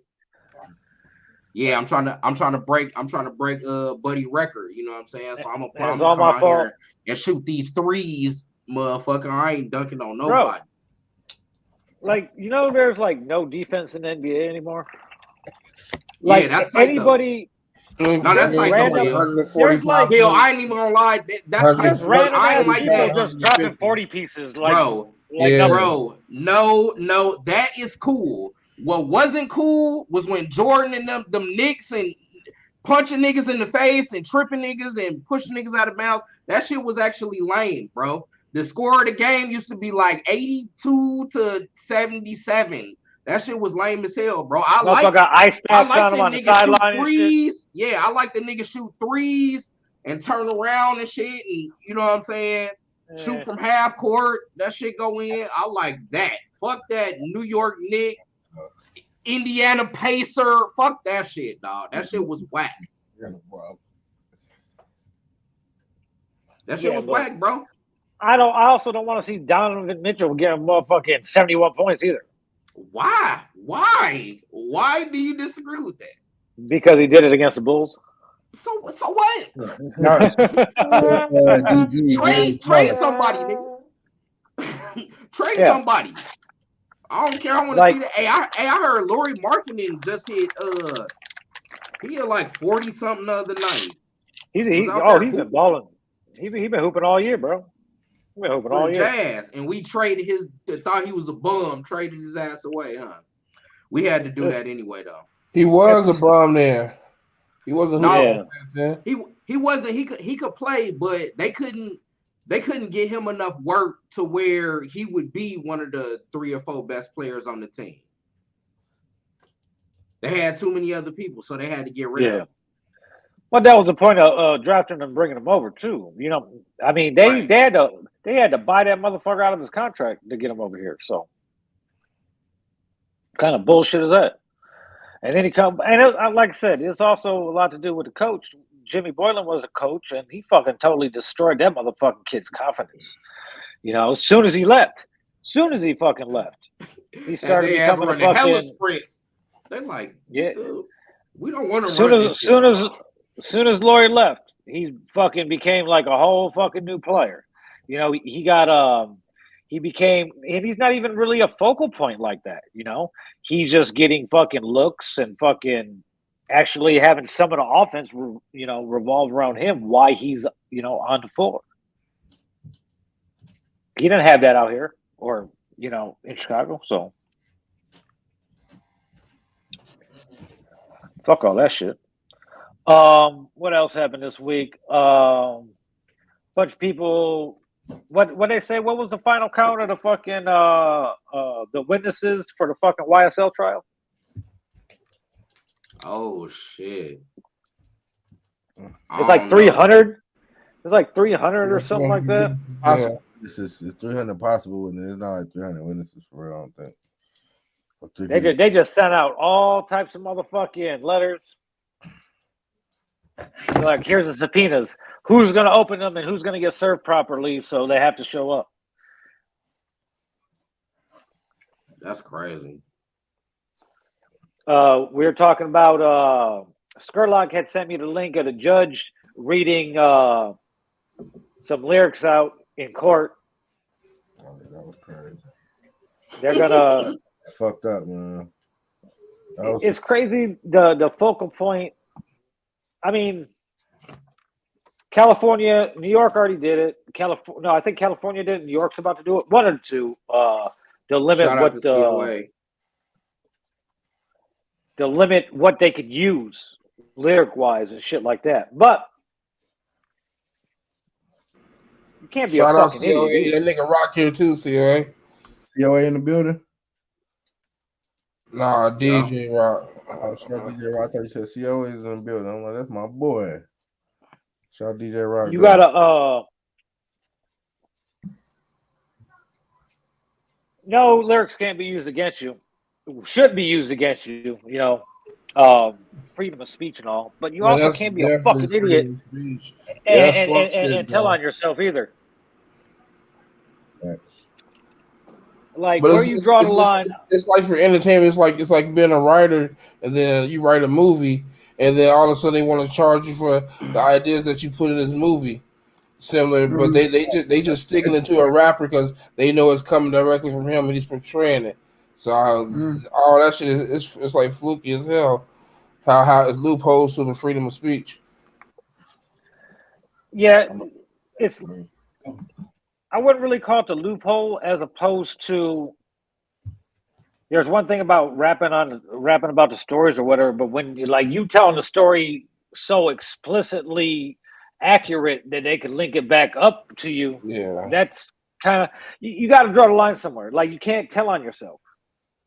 Like, yes, it's entertainment. It's like fucking like WWE. Like, change some details, man. Bro, I get what you saying, Bill, but I still don't like that shit, bro. I still don't like that shit because I ain't seen no author that did some fuck shit. You know what I'm saying? I ain't seen them. Have they read books in the court? You know what I'm saying? Have they I want to see that shit in another way before y'all start sticking it to these rappers, because okay, so what? I said this shit in the record. You still gotta prove outside of the motherfucking artwork that I created that I did this shit. Don't do me. Prove that shit. And they did. They went and got the rental car receipt. Some of that shit. Hey, all of that cool. Do your police work.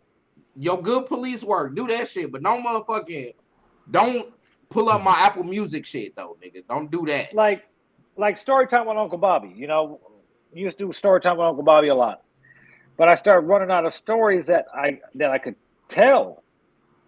You gotta bring them back sometime, because some people don't hear everyone.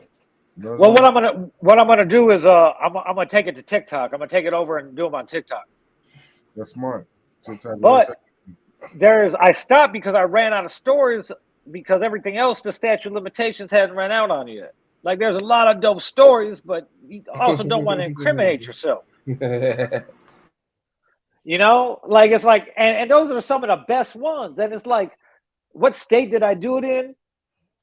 So I know how different the laws are in from whatever state that I'm broadcasting from when I'm about to talk about it.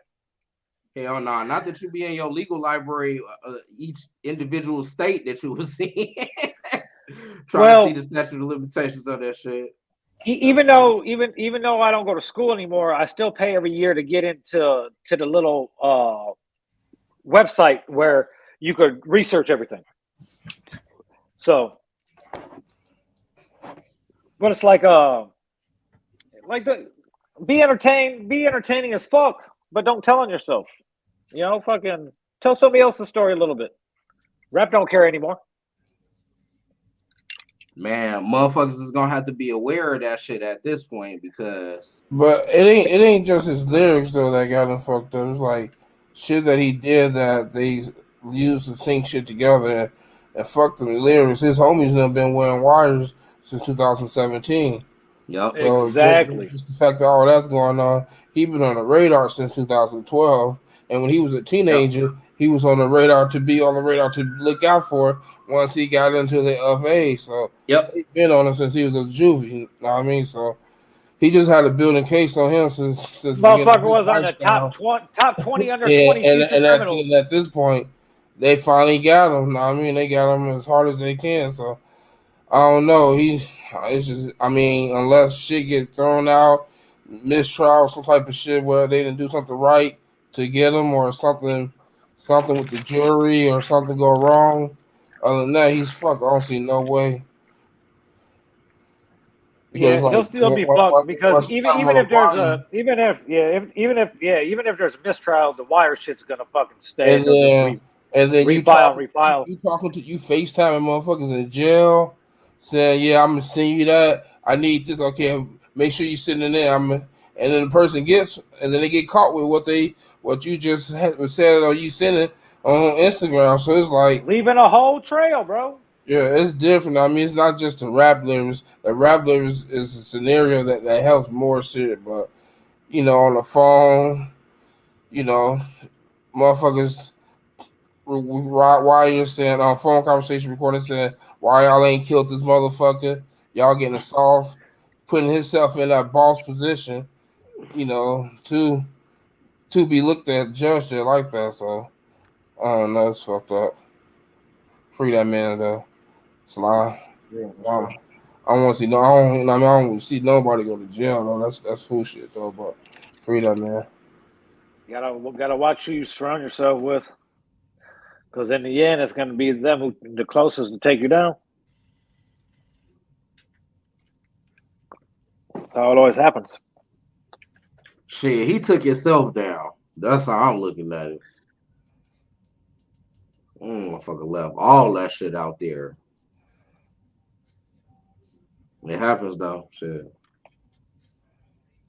That's the case. They could use everybody's fucking rap song, lock them up. That's like, it was more than that though, but yeah, no, for sure. That was just a little piece that they used to link some shit together so they could get that charge. Still though, don't pull my motherfucking Apple Music up if you trying to charge me with something, dog. That shit crazy, man. Damn, y'all motherfuckers can't. My Apple Music ain't even off limits. That shit crazy, man. Watch what you say to playlists. Right. That story is off the list. Check. They're rapping and talking to each other about what happened. Dumbasses. Exactly. That's all bad. Free that man though, man. I don't like that Rico charge shit. Yeah, and it's crazy because it's only a state level RICO charge. Right, which means he still can get picked up by the feds. The feds are just like, let's see what happens. Let's see what happens. All this shit, then we're gonna go. This all the evidence y'all got. We're gonna double whammy your ass, boy. But like I was saying about that judge, you seen how that judge acts? I ain't never seen a judge act like that towards a person, to where he like going at the prosecutors, like telling them they gotta throw this out, they gotta throw that out. What they doing is not right. Like damn, like he really like, I don't know, seem kind of biased towards stuff. That's what would give me hope at the end. That's why I'm talking about. Or he just got tired of the prosecution just fucking submitting every fucking thing. Yeah, they submitted a bunch of shit that they fucked up on too. Yeah, so anything that they think, because they figure the more they submit, the more that's kept. So they don't, they don't give a fuck. Mm-hmm. They don't care. They don't care if it's like fucking LeBron's playoff or his finals record. They don't give a fuck as long as some shit's getting submitted. But it's gonna go on for fucking ever. I think it's scheduled to go like 8 weeks or some shit. What the fuck? The motherfucker's gonna pay $25 a day. That's motherfucking fucking robbery right there. I've been Y'all would be on the jury.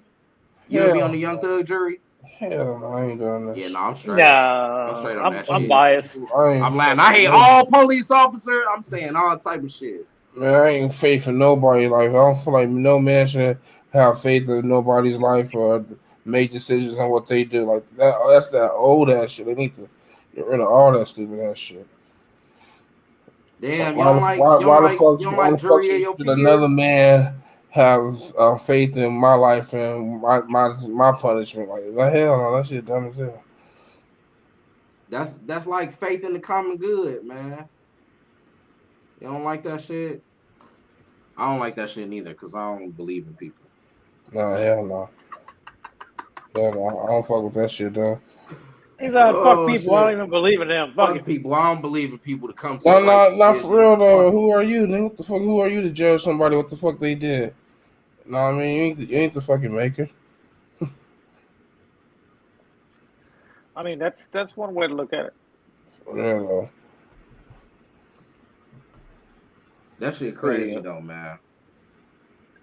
It's been kind of a quiet week. Well, shit, not last night, nigga, in Washington D.C., nigga. Oh yeah, it went down. Meek Mill and the street catchers, not the dream catchers, but the street catchers. Now what happened with that shit though? I ain't really been on the internet for real, so I seen something briefly about it. Man, I was watching the fight. I didn't know what the fuck was going on. Man, Ammo was on the pier watching the fucking fight. Next thing I know, motherfuckers rushing the fucking stage. I mean, rushing the audience. I guess it was Wallow and what's his name? Gilly. Yeah, Wallow and Gilly. I thought they was fighting Meek, and then that was the narrative first. But they was trying to break up the fight with Meek and some boxer. What's buddy name? From the buddy from DC. He don't like Tank though. And he was like talking because Tank, he was talking shit though. Like Tank, you know, he wasn't looking too good at first. I mean, that boy was, I mean, as always, he getting hit. I mean, he'd hit somebody, but it seemed like dude was like getting to him. But you gotta understand, Tank hit hard, so he gonna hit you. He gonna keep hitting you. And then he gonna hit you one more time, and it's gonna stick. I mean, you can do all them 10 pieces, 3 pieces, make it seem like you're doing something to him, missing most of the time though. So I guess Buddy in the audience said that Tank was on his feet. Motherfucking Meek, fuck with Tank. So Meek like fuck that shit. Motherfuckers going back and forth, and I guess they arguing, tussling in the audience and shit. But who really made the scene was Gilly and them rushing, 10 deep. Jumping and being rowdy and shit. So that's what got them kicked out and got the fight stopped for like 2 minutes or some weird shit like that. And then you got Shy Glizzy with short ass. You got Shy Glizzy now, and you got this nigga Shy Glizzy because he walked tanked out, performed and shit. So okay. You know he run DC. He don't fuck with that boxer either. I mean on some shit. So he over there jumping on top of people, jumping up and sees his little short ass. So they just all, nigga shit in DC, making a commotion. They ain't never gonna have no shit there again, though. Nobody got slapped or nothing? Nah, ain't nobody get hit, man. Oh, man. That niggas just in there cooning. Yeah, you know, they just be hyping it up like it's wolfing and shit. To be hyped up about. Yeah. No, but it was enough commotion to stop the fight, though, because niggas, most commotion was coming from Gilly and Waldo ass nigga. They had the most commotion because they was jumping on top of stairs or top of seats and shit, acting like fools and shit. But they was just trying to get them to stop. But they was making more commotion than Meek Mill and then what? We didn't even see them at first. You got the video, Ville? Look who joined us. I even look up. I don't even think Indy knows that he's on there. Indy, yo. Yeah, he's a fucking. You don't know what's going on. But you know he's either like. on backstage. You know what's going on. No, I'm waiting to see how long it takes them to figure it out. But what was I gonna say? That's why we need a timer. We need a little clock.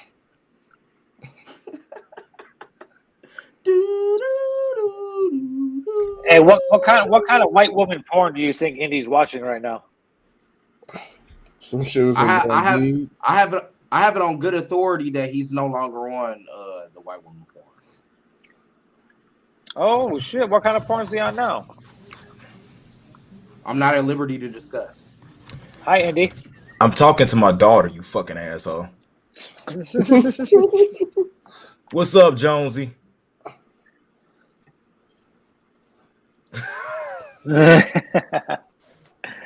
Jonesy just being the cut. Johnny in the cut, bro. He be here well. What the fuck is Bianca? What's going over? What's going on? What did I miss? Everything. D Brown gave his favorite fucking recipes and everything. I need a good fucking like quick lasagna. And that's what I need. I'll be selling that shit. That's what I need. Skurlock still being a fuckboy? Yo, Skurlock still being a fuckboy. I just be telling the truth, man. Yeah, that's cool. Well, fucking, you know how it starts off when Indy gets here. Yeah, and anyway. Rome's, right. This nigga started from violence. Know what I mean? Yeah. Is Rome's bald head still ashy? I told him to get some oil for that shit. Straight up. And where's Bianca? Where Bianca go telling me not to talk about suicide? That's why men commit suicide. They're not able to talk about their feelings. And he's gonna tell him how it is. Black woman tell a black man not to express his feelings. Oh, there she go. Shit. Goddamn. Oh shit. He done popped up. Oh shit. There she go. You summoned her. YouTube, boo. Hello, boo. I don't know, Indy. Like, it's not like, to me. I told you I wasn't trying to like belittle your feelings, and I said that. You know what I'm saying? So don't. But come on, like, that's torture. I don't want to hear it. You know what I'm saying? You see that belt buckle right there, Skurlock? You see that belt buckle? That costs more than your entire life. Okay. Talking to me? Yeah, that's a quick stunt right there. That's a quick stunt. What belt buckle? Andy, just calm down. What belt buckle? I don't even see the belt buckle. Nah, but what's going on, man? For real, what are y'all talking about? I heard something about somebody going to jail. They probably deserved it. Somebody got beat up. They probably deserve that. Because you're a black man? Yeah. Damn. Probably did something wrong. You racist as hell, you know that? At times. You black. When it's deserved. Wow. Are we going there today? Well, I know y'all. I know y'all not talk about the kid that was signed the Gucci label that was running around, fucking taking pictures and shit with his fucking saying cops can't catch me and shit, and wonder why he got so much fucking time. Who is this? Oh, that wasn't what y'all was talking about? He talking about my bad. Not at all. My bad. That's it. That shows you I wasn't paying attention to what was going on. No, who the fuck is you talking about? The one, Gucci young artist. I know. The one who had the murder charge and was fucking running around when the warrant was out for his arrest and all that shit, taking pictures with his fucking, like, doing lives and shit with his pictures and all that shit, and wondering why they gave his ass 55 years. Well, damn. And he said if it was a white boy, the white boy would have got 55 years. Like, the white boy probably wouldn't be running around fucking doing lives with his fucking wanted poster. They probably would. No, they just go into schools and kill kids and shit. Yeah. And then get to go to McDonald's and shit like that. Well, guess what time it is? D Brown, you ready to play a game? I'm high as hell, but yeah, let's go. Time to play. Woo, We about to play everybody's favorite game. Hey, Jonesy should play this game too. Let's go.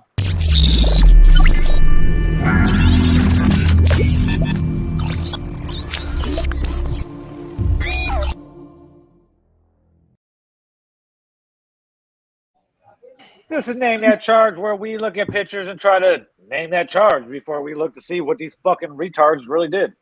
All right. First runner-up, this motherfucker looked like he got a map tattooed on his face.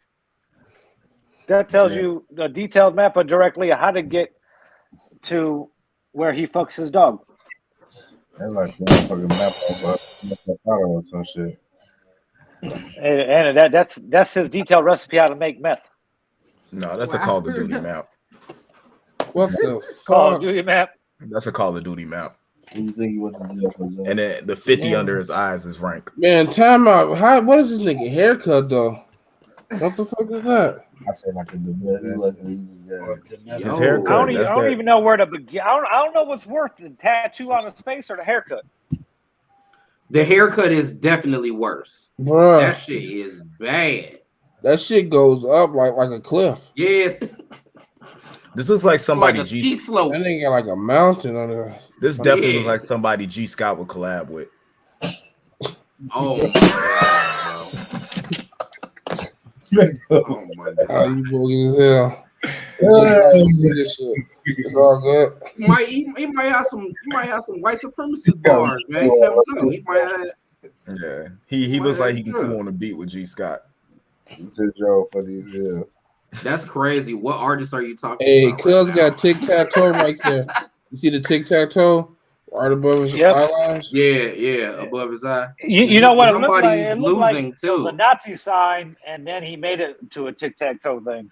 Nah, it looks like he had something he wasn't supposed to have. Somebody hit him with a brick, and then he just tattooed the scar. That's what it looked like. Hey, but can you grow a beard with them kind of tattoos? It look like it's taken away from the tattoo, man. I don't know. If you call that a beard, what you think he did, Indy? has to do something with meth. Because he had to be on fucking methamphetamines to get that fucking tattoo and that haircut and actually think it's right. Nah, man, just take a couple of bottles of Jack Daniels. That's it, man. No, he probably fucks chickens too. Cuz ain't no meth boy.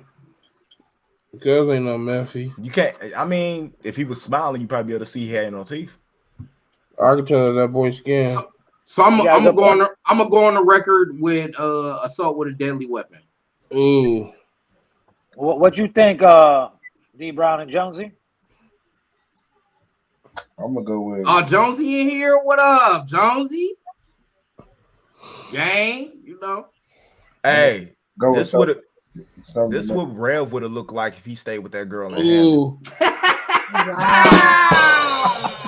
Wow. Hey, shout out to Rev, who was just his birthday too, man. Big Capricorn season, you know what I'm saying? Shout out to Happy Rev. belated birthday to Rev. Happy belated birthday, man, to Rev.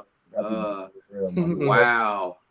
Damn. We got a few Kyle vibes though. That shit is crazy. What you think he did, Bianca? I'm gonna say that this is domestic. This is Would domestic. you give him a chance if he had money? That's a good one.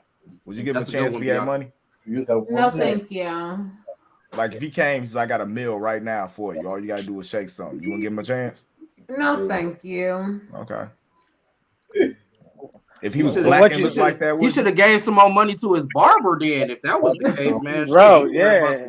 No, thank Hey, you. Barber is like crazy with it. it looked like he was in the middle of shaving his head so he could disguise himself from the police when the police busted in. Bruh, that's that Kanye West special he got on top of his head. Wow, he got on some Yeezys. He got on some Yeezys in the motherfucking bed. And one of them shirts with the rips in it and shit. Damn. Yeah. Hey, go down a little bit. Can we get He probably got on a t-shirt that What's said his slavery name? was a choice. Slavery was the choice. Damn. Cody. Luke. Cody. Cody beat a bitch. Our nigga Kobe. Cody beat No, a he bitch. got they already gave him And he's from Arrogant Gary. counties. Yeah. That motherfucker's not from Gary. That shit needs to say Black Oak. He definitely was listening to Black Skinhead. Cal Township. That shit got pulled Yeah, over. definitely. He definitely went to Calumet. Yeah, that's what it was though, Bill. He was in the middle of getting his skinhead shit on. You know what I'm saying? And they busted in on Cops busted right in that bitch. Bitch. Get his skin What you think he did, Jonesy? I think he beat up somebody. See? What you think? What you saying, DV? I'm saying he probably beat up somebody, but with, you know what I'm saying, a hammer or some shit like that. This shit, he looked like somebody my baby mama would date. Hey, he looked like he could be in one of the Fast and Furious movies too, though, dog. He like a Vin Diesel face ass boy. He be the one making the fucking noodles in the back. Right. The dude who know how to weld exhaust real well. On the fly while the car is moving. Exactly. On one of them motherfucking shit that. Well, we know he don't snort cocaine because his nostrils aren't red. He could still be snorting cocaine though. Let's not get that I think he's injecting. Actually, hey, his pupil's big as fuck. That's what I was about to say. I think he had possession charge. That's what I think he had. It looked like that engineer that Hollow Game Bug used to go to if he got fat. That'd be right. He looked like same side. What? Yeah. he stole some shit. He looked like that. He got busted. It looked like he was in the garage, somebody's garage, stealing some shit. Then the motherfucker went to the garage to get the snowblower, blow the driveway, and he was in that bitch. He definitely looked like he steals some catalytic converter. Cadillac converters, definitely. He is not from the Bronx. He be from GV. Hell no, bro. Let's see what he did. What did Cody do? Motor vehicle theft. That's it. Fast and Furious, goddamn it! I ain't get the charge right, but that's definitely Vin Diesel, homie, bro. That's all you did, and you look like that. No. Well, yeah, wait, but look at this. But this guy, look at this guy. He might make up for it. They're like they got caught together. That's his best friend. Hey, they look like the 2023 version of the burglars from Home Alone. Yeah, they do though. This is bad. This motherfucker got an axe on the side of his eyebrow. A hatchet. Does his one eyebrow say "fuck you"? And he's been to some UFC fighting track because it look like he got cauliflower ear. Yeah, Oh, wow. That looks like that. That guy looks like the guy. That's just from his boyfriend holding his head down. Whoa. Well, that escalated quickly. In a minute. Yeah. Let me reset. Oh shit! Okay. He look like he ain't got no teeth. No. He definitely the bottom bitch in jail. Wow. this nigga. Hey, I ain't gonna lie. I don't know. This to me he's is in jail waiting for streaming Tory Lanez to cocaine. get there. This is streaming cocaine. His pupils are also large as hell, bro. Look and look at his jaw. He looked like he got the jaw thing going. Yeah, this What is does his streaming eyebrows cocaine. say? Misfit, Fuck you, Fortnite, misfit, and fuck Fannie you. Yeah. Yeah, it says some shit and Hatchet. fuck you. And he got the hatchet. Okay. Is that Misfit or no? No. I don't know what the fuck that is, yo. It don't look like it. This screams cocaine. SKIT. Yeah. Yeah, I'd like to do That's NIT right there. That's NIT. That's an S. Yeah, that's an S. So I don't know what the fuck that's supposed to say. But that says fuck you. I'm going to go rape. Oh, this Andy boy. It looked like he may have ate some children. He looks rapey. Oh boy. Next, come on, man. Somebody Considering people in the area who's gonna rape me, Rapey is wild as hell. How do you know that? He looks like How do you know? This y'all boy. No, Bianca, this is y'all boy. Bianca, you telling me you're walking to the ATM and he's standing there by yourself? Why would I be going to the ATM that late? But you look like he was trying to rape you fucking broad day. Fuck that shit being late. The fuck, like he just throw you in the back for fucking white van. Listen, we ain't even gonna go down. He actually kind of looks more attracted to animals than he does to humans. Yeah, like chickens or something. Yeah. Yeah. So he's the one that deals with the cats before he makes the Chinese food. If that's the way you want to go, they deal with Chinese. They deal with the cats, bro. I don't know. He's probably an elementary school teacher. No, he's not. Come on. Hell no. Come on. And Gary tattooed eyebrows. And Gary, what's his name? Gary Sanjay. He ain't making that. How old is Low? Oh, that's meth. Yeah. I'm gonna go cocaine though. That's meth or he's fucking a cow. It's one or the other. I'm gonna say arson. Is that illegal in Indiana? Yes. You know that? Is that a personal experience thing? You've ever been charged with that?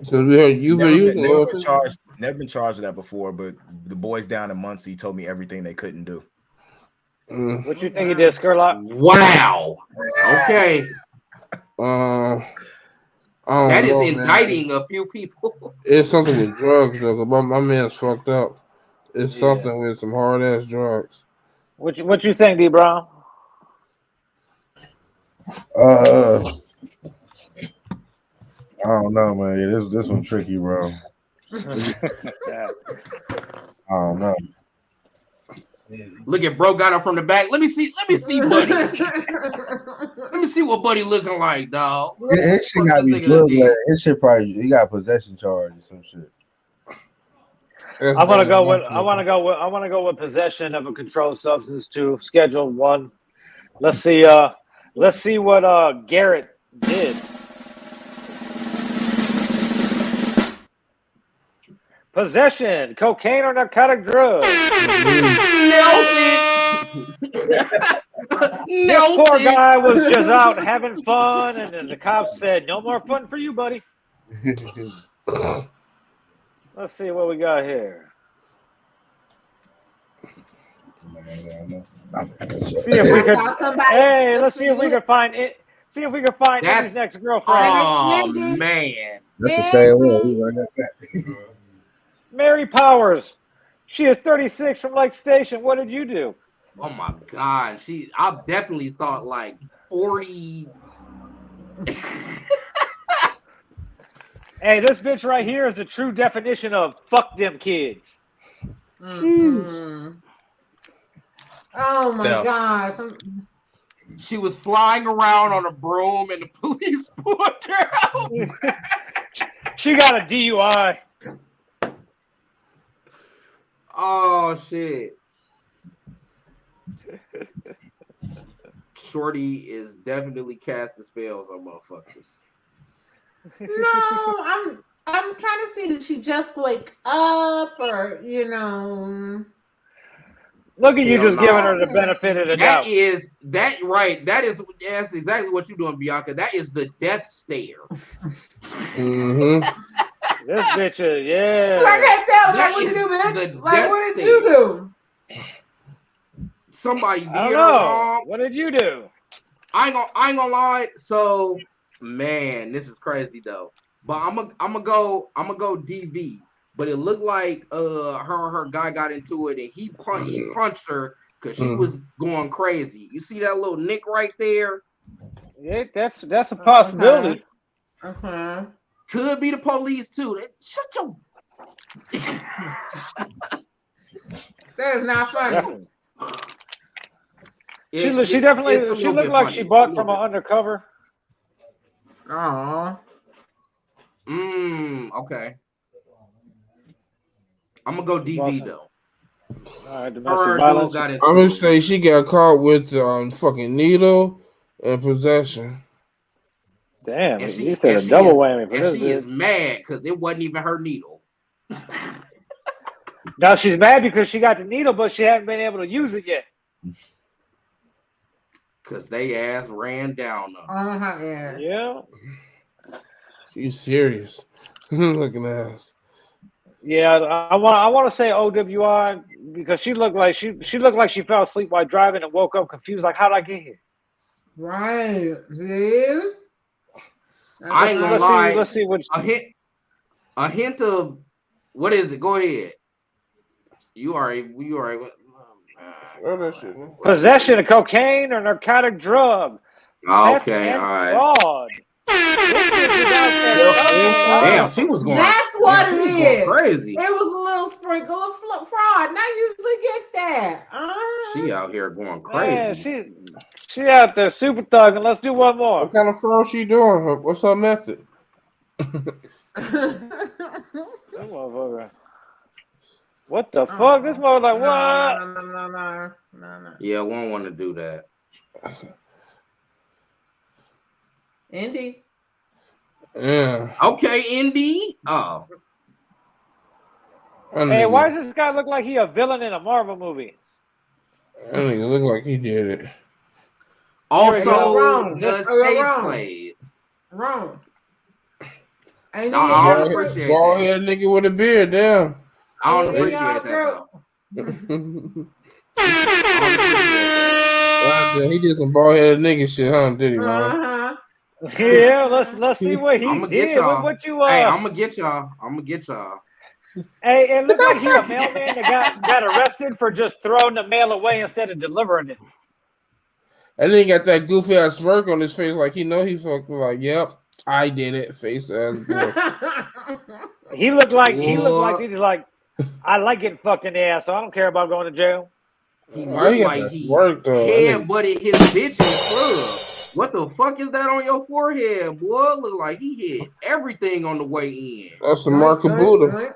The skid mark That's of the mark of Buddha. Buddha. The skid mark of Buddha. He just got out of meditation. No, this nigga cap. Hell no, this motherfucker look like a break dancer that did the head spin long in one spot. Yeah. Your motherfucking Mega Mind head ass out of here, boy.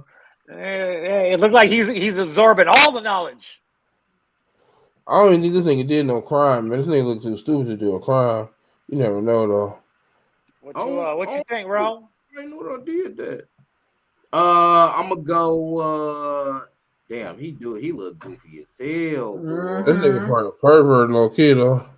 I'm gonna say it's kind of a smirk though. I really want to go DUI or OWI, but I don't think it's that. I'm gonna say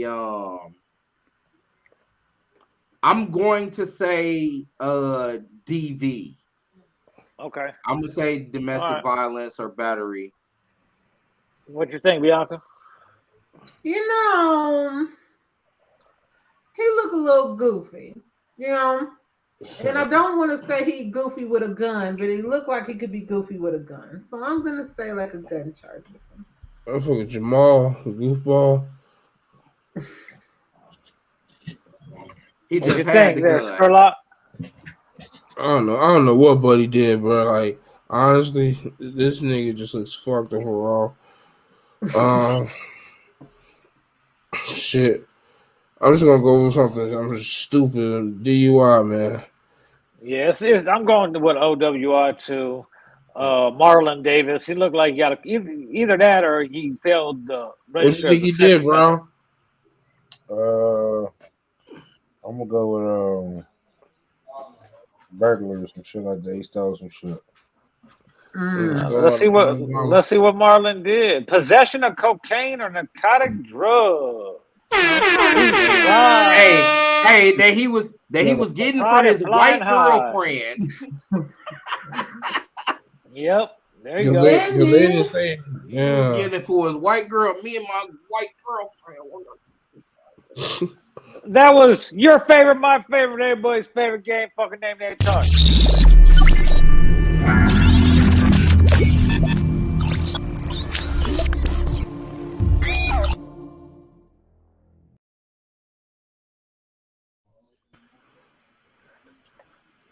What does 2023 hold for Same Hustle New Money, D Brown? Really just taking everything to the next level. For me, it's like she got to be better than all the past years. I ain't really got a whole lot of time left to do this shit. You know what I'm saying? So it got to make sense. But you know, I'm always been involved in music, but you know, so I got a lot of other big shit on my plate. So I can't be, you know what I'm saying, doing this shit forever. But we're gonna do some legendary shit for sure. You know what I'm saying? No matter how it play out, we're gonna do some legendary shit for sure this year. You know what I'm saying? The goal is always be bigger and better than last year. So. What other kind of things beyond the music do y'all got planned? Y'all got any movies or because I know Jonesy did the documentary, but what other type of stuff outside of the music do you got planned for this year and beyond? I focus the real estate, so y'all Okay. something in the crib, y'all can definitely hit my line. You know what I'm saying? Anybody trying to buy a crib, hit my line. But I got to meet the marketing company, Crescendo Music Media and Marketing. You know what I'm saying? We make sure we design the best graphics for businesses and brands, music artists, anything that's such. Dollarz, he got a auto company, DC Auto. You know what I'm saying? He got a few Turo, you know what I'm saying? He stay buying whips, selling whips, whatever. So if you need some jiggy, your tax time around the corner, you want to get a good quality car, holler at my boy, gonna take care of you. You know, we got a bunch of shit, man. We into skincare. I actually got a beard product too. I released them too, bro. My first brand ambassador. Okay. Bro, why you playing, man? Why you don't hit the bros for that, man? I definitely got to deal with y'all. You know what I'm saying? I'm gonna have to man, hit the bros. I want y'all to actually you know what I'm saying, do the experience first. I'm gonna fuck with y'all though. I already got a list of people I'm gonna deal with. So for sure. But yeah, though. But I'm gonna put that out this year for sure though. DB Lux, men's beard grooming line. Man, just how we can get money, man. You know what I'm saying? We do a little bit of everything. And that's the way to do it. You gotta average just 7 streams of income to become a millionaire nowadays. Facts, yeah. We're gonna keep the merch pumping too. I ain't gonna lie, like this year is gonna be the year we're gonna get into stores, like a bunch of stores. I've been in stores before, but I just want to be able to consistently like the apparel we cooking up right now is just so it's undeniable. You know what I'm saying? So I'm super confident I could be in the Belvedere Blues, Jimmy Jazz, the DTLIs. You could put me up Urban Fashioneers, and I can say you can put my shit and goddamn, you know what I'm saying? Whatever, it's gonna sell for sure. And that's without me sending people there. But even on the marketing side, I'm gonna make sure that people get there. You know what I'm saying? So we're gonna get into some stores this year for sure. I do gotta say that them drops, you was doing them drops for a long time. Same hustle, new money, clothing merch you've been doing.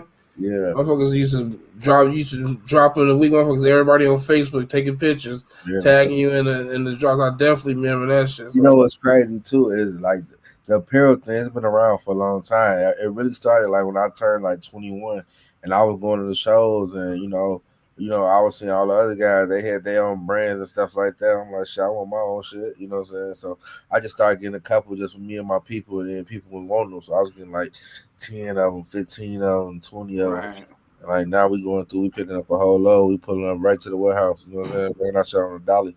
So you know what I'm saying? That shit definitely it grew over time. Like I said, we trying to get into some stores. We really trying to do something big, something legendary with this shit. So. Hey, and you're staying you're staying with it for the long haul. There's no. How many times did you? I know it's probably too many times to count, but how many times where you're like, maybe this isn't for me.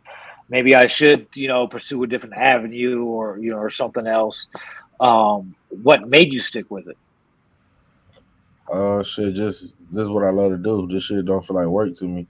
Like sometimes this shit, people be think we be having a lot of fun. This shit we be working, but shit when you love to do it, don't feel like work. But there's been plenty of times I want to just give up on this shit. You know what I'm saying? But there's been plenty of times I done been close. There's been plenty of times I done gave up. Like man, fuck that shit. You know what I'm saying? But shit, it always takes me to you know what I'm saying, just run into people randomly in public and them just you know what I'm saying, just be a fan of something I did or something I created, and that shit just turn me up. Or as soon as I want to quit or give up or some shit like that, somebody send me a picture and some merch, or they did this or they did that, or somebody tagged me or something, listen to the music or a memory or some shit like that or whatever. I just like I can't quit this shit. These people, they be want to see me do what I'm doing. You know what I'm saying? So, you know, I'm just doing it to the highest level I could do it. You know what I'm saying? We'll see how far we take this shit. Hell yeah. It's go ahead. All right, so Stardom wanted me to ask you this. She hit me up and said, did y'all take Darius to Miami? This is a few nights ago that she had asked. Yeah, there you go. All right. Hey, she said y'all was gonna crack up. I'm like, I don't know what the fuck that mean. You know what I'm saying? Oh my god! Shout out to Stardom, man. Shout out to Stardom. You know what I'm saying? She told me to ask y'all that. She was like, these motherfuckers gonna crack up when you ask they ass this Shout out shit. to Stardom, man. Shout out to Stardom, man. We did a dope interview with her as well, man. Y'all, if y'all ain't in tune, definitely check out her page. Go find the San Hustle Money interview we did. That's lit. So. For sure. Yeah, so y'all got him. So y'all got him in the spot in Miami because I don't know shit. She ain't tell me. She just said, "Ask this." They gonna laugh at that shit. I don't know shit. Well, I don't know nothing about no spot in Miami. I don't know shit. I don't know nothing about nothing. That's crazy. Usually we would be getting into the last segment of the night right now, but for some reason, Bianca left us. And she's just like, I'm gone. Usually this is 5 random questions where Bianca asks 5 random questions. I mean, I guess they're not that random since she gathers them up all week. And I know she had some questions for you guys. So I don't know where she disappeared to. But, oh, wait. She just popped up in the chat. So maybe she'll be popping back up in here. There was something else I wanted to talk about, but I can't remember now. We still need the link too, Rob. Man, I know you got some. You already know. I got some plugs. There's we definitely need to link up. Long time coming, but what are you looking forward most this year outside of music? Like, what is D Brown, the person, looking forward to?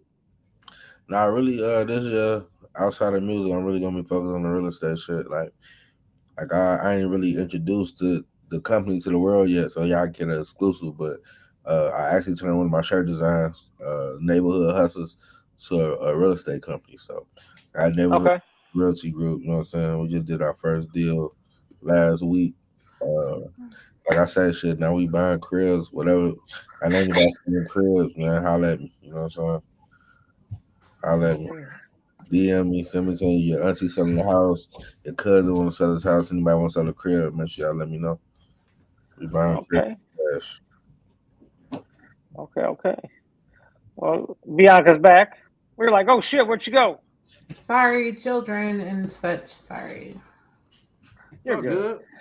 Big Bumble Club, shut that off. Everybody's favorite motherfucking segment after the other favorite segment, because they're all your favorite segments. There's Bianca Tate and 5 random.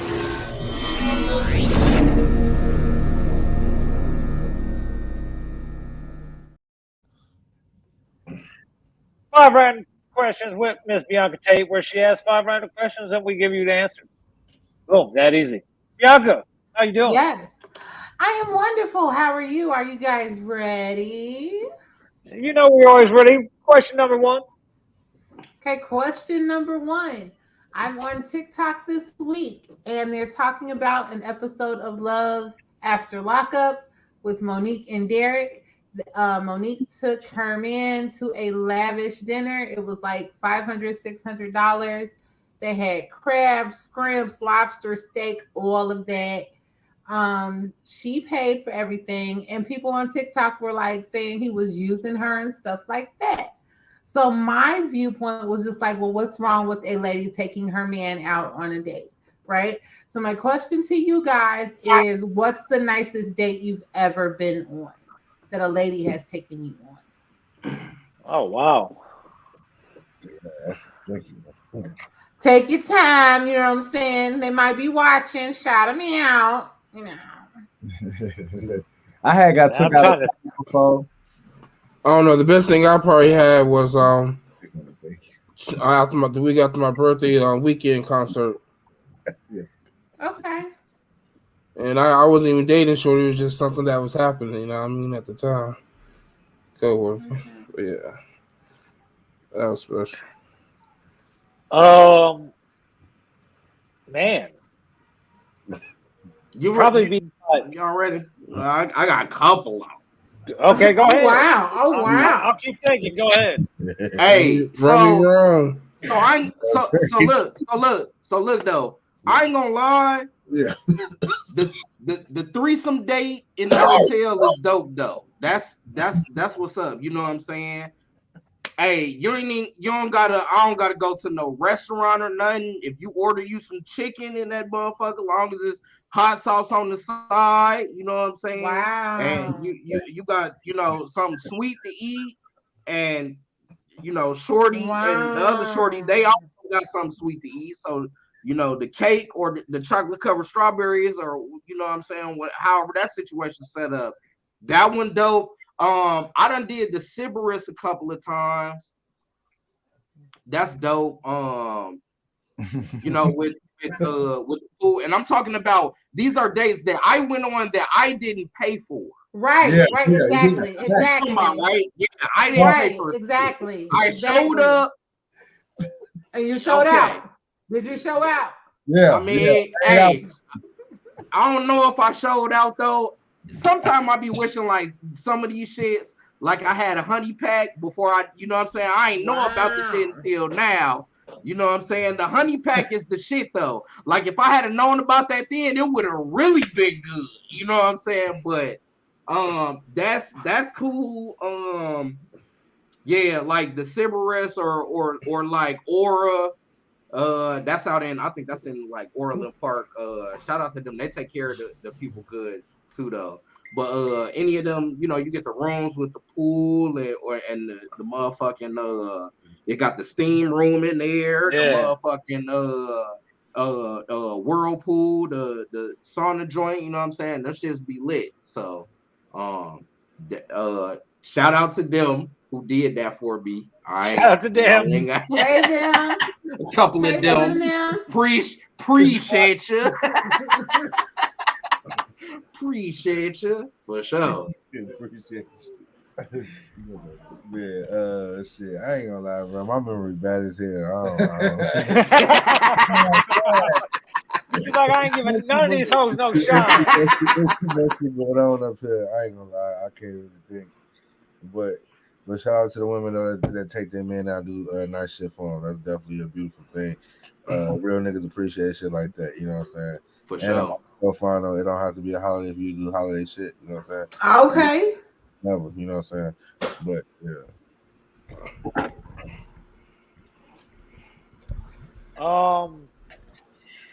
It'll probably be my my birthday, I think, when I was like 30 old. No, it was like, what, 35? When I turned 35, maybe? That was like 34. years ago. Oh, you dating it. It was fuck you. It was when I turned 34. I had moved out to California. I hadn't seen nobody in family or nothing for like 6 months, 7 months. So she took me to LA, surprised me with a trip to LA. Well, I kind of guessed we were going to LA, because once you get on the 5 from San Diego and you're going north, like, where else you fucking going? Like, you're going to LA, you know? So she goes to LA. She got the whole day planned out. Took me a bunch of places and ended it with dinner with Vision. Like she had fucking message Vision, was like, yo, he has family for a while. You know, I know he'd like to see you, blah, blah. So they set up a fucking dinner and fucking walked in and this motherfucker just sitting there. I'm like, what the fuck? So it was pretty cool. It was, and I didn't have to pay for nothing, so that was dope. Question number 2. All right, question number 2. For the artist who rap or whatever, what verse did you hear and you were just like, okay, I want my bars to be like this. This is, you know, the level that I'm trying to achieve. I like that question. That's a good ass question. Yeah, I'm gonna go with. Yeah, for me, it might have been The Mob by Lil Wayne. Okay. That's nice. That's nice. Bro, Okay. the way he was rapping on there, it's just like, and the way what he was giving you, it was just like, damn, man. That was the highest level that could be reached. I was like, and then just everything he was doing on the mixtapes was crazy at the time. I was just like, yeah. I have kind of went that route. Like I kind of started just going up whatever beat was hot, you know what I'm saying? It got to a point where I'm like, yo, if Wayne hop on the beat, if you ain't part of Wayne, don't even touch that beat. You know what I'm saying? Facts. That for sure was happening. Like, yo, I'm good on that shit because he smoking shit.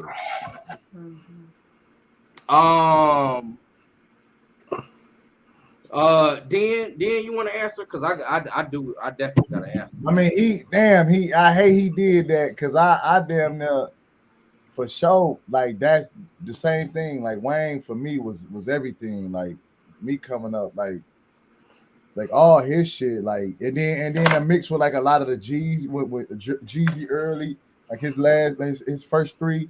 You know what I'm saying? Rick Ross when he was coming out with Deeper Than Rap and all that. You know what I'm saying? So that's what made me want to really do it. I ain't gonna lie, people like that. Okay, so specifically, the first verse that I remember making me feel like I wanted to sound like that. It's gonna sound a little crazy, but Bow Wow. Nah. Ain't no, my nothing shit. wrong with No. Hey, You D Brown, down, my shit. lady. Hey, D Brown, my shit deep and dark, dog. So I want to say it was the second verse on Eminem's first LP. It's the song called Rock Bottom. Okay. It's rock bottom. When this life makes you mad enough to kill, it's rock bottom. When it's something bad enough to steal. Yeah, So like that shit really hit. But really though, how I want my shit to sound though is the first verse to Nas is like that was on the I Am album. Nas is like Earth, Wind, and Fire, but nothing sweet. I'm like heat, busting heat through your window or some shit like that. That's what I want the shit to sound like. You know what? I'm gonna just take this moment too randomly, bro, just to salute you and the team, bro. I'll be seeing y'all running around doing y'all. Hey man, that's love, bro. I appreciate that, especially coming from you, bro. That's love, man. I'll be seeing that's y'all, love, bro. Y'all stay moving the crowd and shit, bro. I'll be seeing it. That's love, man. Veal, you rap too. Don't try and get out of this shit. Motherfucker don't want to say shit. Your ass rap. Get the fuck out of here. I ain't gonna lie, I ain't never heard none of it. I gotta hit some of it. You got something on Apple Music? Nope. I made sure the internet was free of my music. I heard that. What was the question, Bianca? I have to make a couple calls. I know I could get some. I know I can. Yes, sir. Don't even worry about it. You gotta make some calls on the real. The question was, what verse did you hear where you were like, yo, I want to rap and I want my shit to be like there, like to the level. Oh shit! It was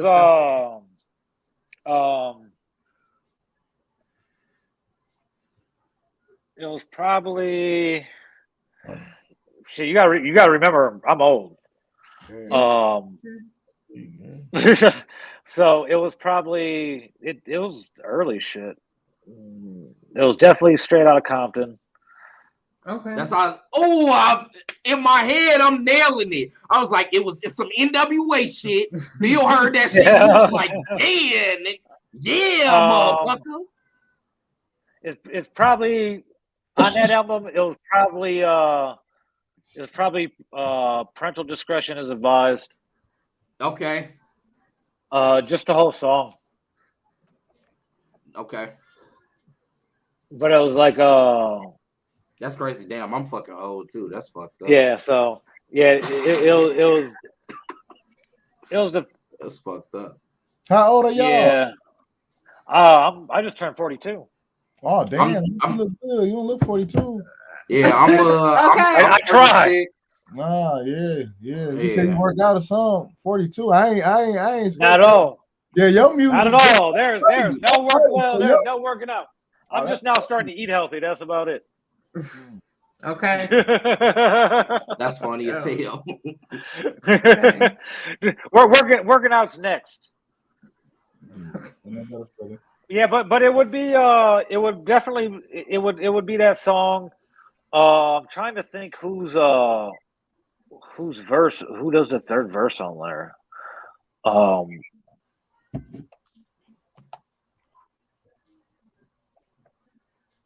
it's Cubes. It's Cubes. It's the fourth verse. It's Cubes. So yeah, it's just I was like, oh shit. And back then I had to rewind the tape. It wasn't even a CD. And once my mom knew that I had that, I've told the story on here before. Once my mom knew that I had it, she took it away from me and gave it to my cousins. She's like, you can't have this shit. So my cousins just took it and dubbed it over a Madonna cassette and gave me the Madonna cassette back. My mom thought I was listening to Madonna. I'm gonna answer that shit in the fucking film question. Don't leave me out of this shit. I do videos, motherfucker. But no, I'm gonna have to say, for me, it's a mixture of two people. First, I mean, it was all out Hype Williams. I mean, that was my inspiration when I was younger. But when I started doing my shit in 2010, boy, I swear I thought I was Jordan Towers. So that was definitely something for me, inspiration for me back then. That boy Jordan Towers, he was killing that shit. He did. Hey, Scarlett, I want to ask you real quick. So, what you think about the game, like with the videos and shit now? Like, do you still shoot at all? If not, like, do you be watching? Like, what do you like? Who you like now? Well, shit, I don't like shooting independently no more. Ever since I moved out to LA. Because I'm a cameraman. First of all, like y'all was saying, everybody play a position. I'm a city photographer, so I mean that's what I do. I shoot. So my aspect is it's different levels to it. The average level is all. I mean, it's easy. Everything is presets. Back when I was editing, you had to manually go do that shit. It wasn't no presets for no graphics. Wasn't no presets. You had to manually. So, I mean, in the programs they use now is like user friendly. So anybody can go watch a pack or download something. So it's cool. It's watered down as fuck. Everybody got a Canon and a fucking gimbal and moving around on skates and making that shit look pretty and shit, but it ain't too much details, it ain't too much action, it ain't too much writing or planning, production to it. So I'm comfortable, just working for production companies and getting my fucking $800 day rate just to shoot the shit and not have to edit and do nothing or carry a motherfucking camera, honestly. But other than that, it's just levels to it. But I respect everything, and I love, to shoot the hell out of some shit on my own with people that I fuck with personally. I ain't in it to go charge somebody because I'm gonna feel disrespected with the production price. Level working with independent artists or working with somebody with management, and that's another thing I learned. Like, if an artist have management, it's gonna be much smoother and easy. Because first of all, you should never have to talk to the artist about the music video. You should be talking to management about the music videos and making the decisions. So it's just exactly. Levels different understandings and shit. What you doing? Some people doing it just to make money, real quick, make $400. Some motherfuckers, doing it to feed their family. So it is what it is, but it's cool. I support everybody though. I love seeing my niggas I fuck with do shit and kill shit. So Damn, that's crazy. You shouldn't have to talk to the artist about the video. Never. No. After I last might want to year, put my little, I mean, one time, but you deal with production. The artist has a person that handles that for them. Right. Yeah. When you have budget, you know what I mean? The artist worried about to get in the studio and other shit, shows and stuff. So. All right. Question number 3. Question number 3. What was the last thing you ate? Could be a meal or a snack. Does not matter. I was gonna say so. Motherfucking Nerds Busters. Hey, we need some Nerds food. Busters. He said we need some food straight like. Hungry as hell. And Sunday too. She probably gonna try to be close. Damn. I didn't know. Question number 3, Bianca. I said, what was the no? Did everybody answer? Oh, She said, yeah. She said Oh, last yeah, thing yeah. we No, no, ate. no. Oh, yeah. Last thing I ate My was bad. some wrap snacks, the Biggie joints, some honey jalapeno wrap snacks. It's just decent. Last thing I ate was this triple meat pizza. What was that from? JJ pizza. JJ's, and I didn't really like it too much. Yeah, for real. Which one? Which one you the go one to? the one out in Hobart? Yeah. Nah, one at Lake Station. Oh no, the one at Lake Station. I don't go to that one. I ain't gonna lie. I never had none from that one though. Okay. Always the one in Hobart. What about you, Skurlock?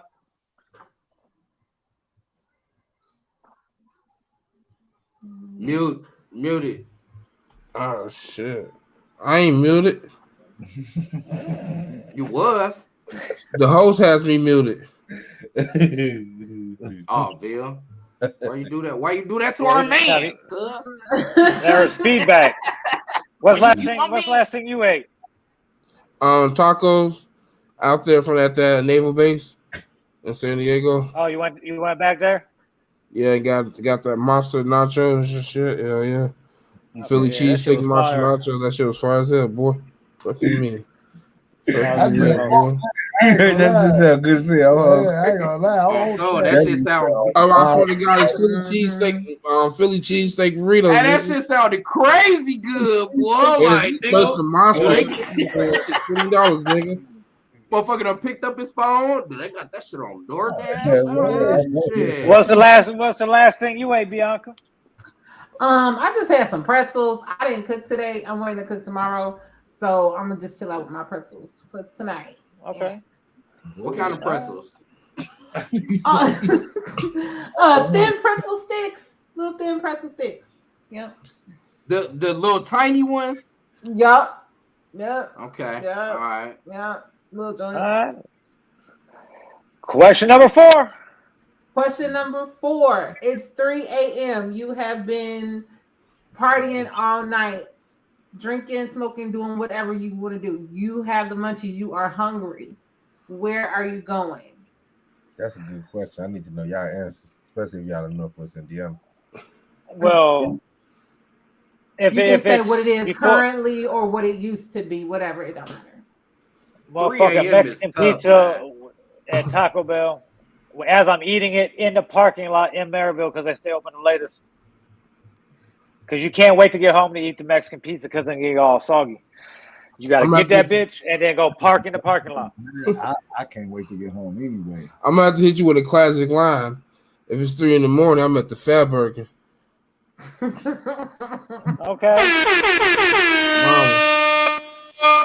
I was actually going to say, if I was in Vegas, I'd be at Roberto's getting a motherfucking carne asada plate at that time. Roberto's slap. Oh, mama. So look, but it'd probably be Taco Bell. High as fuck. I ain't gonna lie, around here it's fucked up now because really, if it ain't McDonald's, you gotta go to White Castle. White Castle. Everything be closed, bro. Everything be closed. If it's at 3 a.m., everything closed besides, actually, the McDonald's be closed around here You now. can go to a buffet out here at 3 a.m. Cuz. I know that shit. Wow. That shit. So there is one spot though. A lot of people like going to Steak and Shake. I don't fuck with Steak and Shake like that. You know what I'm saying? They close at like 1 o'clock now or some shit. 2 o'clock. The one in the Ville? Your best answer is White Castle. Yeah. Oh, that's fucked up. Yeah, When all else fails, I know it's a few people out here hurting because but I don't fuck with Steak and Shake like that though. I'll go to. It used to be Denny's though. That really used to be the spot.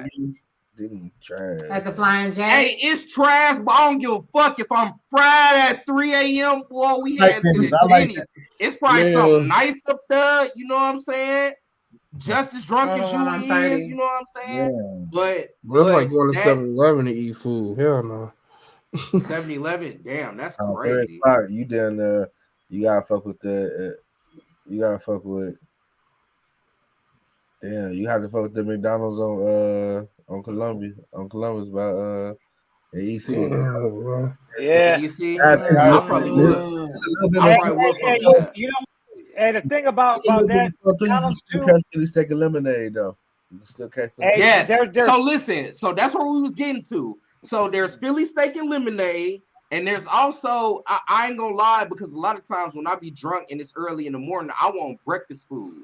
So I'll fuck with Johnny Round the Clock, the 24-hour spot.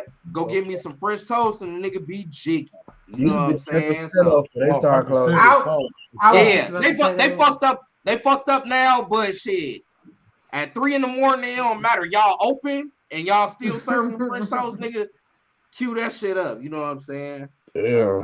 The Philly though, the Philly steak and lemonade though, that shit be clutch. I ain't even gonna lie, boy. Get you a fat ass gyro. Yeah. Hey, fuck it. Question number 5. Question number 5. Let's see. What is your theme song? Oh shit! My theme song. Yeah. You walk into a room, what's playing? Motherfucking Kenny Loggins' Highway to the Danger Zone. That's crazy. Okay. Not the Kenny Loggins. That's been my ringtone for like fucking 11 years. That shit's always on vibrate anyway, though. Hey, so my theme song probably is the same as the one that I said I wanted people to play at my funeral, and that's Rock Boys by Jay-Z on that's on the American Gangsta album. That shit. Okay. I want motherfuckers to celebrate when I come in, nigga. Shit. That's all right. Okay. I'm gonna say, man. I was gonna say, man. When I had pulled up, I pulled up that he cool. That nigga Fab, man. We'll get it out. Fuck it. Mine was Money on My Mind by Lil Wayne. I had pulled up to that playing at prom playing that. Okay. So good. Slam it. Also. Yeah, I ain't gonna lie. I don't know. It really just depends on what season of my life. Right now, I'm every room I walk in, my head is that Peasy 2 million up. You know what I'm saying? That's kind of how I rock right Okay. What about you, Skurlock? I don't know, man. It depends on my mood, man. It might be something toxic for future, man. I might be talking about snapping my head. Right. That's a lie. Oh shit, bro. Oh, so I fuck with that. I know how I go. I ain't gonna say too much. Well, what would your theme song be today? Today? Yeah. Bitch, don't get too comfortable. I let the whole know fast as hell. Yeah, everything good. Close at 10. Let a bitch don't Bianca, get too what about you, Bianca? Today we will say Something from SZA. no. Maybe Summer Walker, but no. That's even worse. Weird ass bitch. Her too. What song is it? Tell me. No, I'm just kidding. I'm just kidding. I am going to say today is like Up Jumps the Boogie, Timbaland Magoo, specifically Missy's verses. So, you know. Okay. All right. You saying that because she posted that video the other day. But seriously, I've been a Missy fan. I've been a Missy fan. Like she wrote for Raven Simone, man. I know that. I had the sisters. You know what I'm saying? Okay, calm down, girl. But yes, that's it. Thank you for playing 5 Random Questions. 5 Random Question with Miss Bianca Tate. You know how it goes.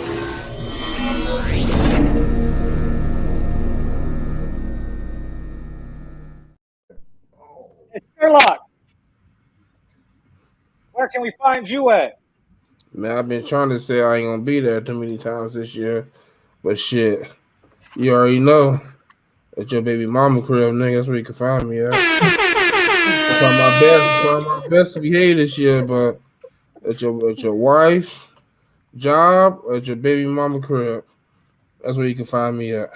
Not your wife's job. Your wife's job. That shit crazy. Lunch hour, fuck you mean, nigga? I'm bringing lunch hour. And she ain't eating lunch until she get back to her desk. So you know what that 30 minutes is about. This nigga is a professional side nigga. That shit crazy. Oh man. D Brown, Denn Dollarz. Where can we find y'all at? Denn Dollarz Music on every platform. You know what I'm saying? Just straight through Denn Dollarz Music. Shit, for me, IG, Same Hustle New Money. TikTok, Same Hustle New Money. TikTok, Big Hustle. Shit. Just Google Same Hustle New Money. If I pop up, I ain't working hard enough. Bianca. You can find me on Thursdays, WDAV, Behind the Velvet Rope, 10 p.m. until midnight on Thursday at Bianca Tate on all social media and back here on Sunday. Yeah. Syndrome _TS on IG. You know what I'm saying? You catch me here on Sundays, 7-ish. You know what I'm saying? And anywhere else I'm around, being a big BHNWB. What the fuck going on? You can find me online with Il Brown with Sibling Rivalry Sports, talking shit about the Bulls all winter. You can find me with Indy at Lights Camera Action. We're gonna be doing an episode this week, Sunday nights, and in between time, check your girl's DMs because she's sliding into mine. Hey, you can find me. I thought you could say in St. Louis rolling them dubs.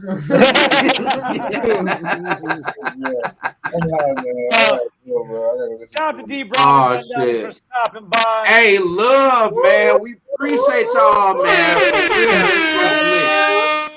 Appreciate it. Motherfucking bar. We're gonna be doing a lot of collabs this year. We're gonna have one coming up with Star for my Iconic Radio show. We're gonna do a men versus women perspective edition coming up soon. I'll announce that date. Real toxic shit. Yeah, I gotta. Real toxic shit. I don't want people knowing how I feel. Shit.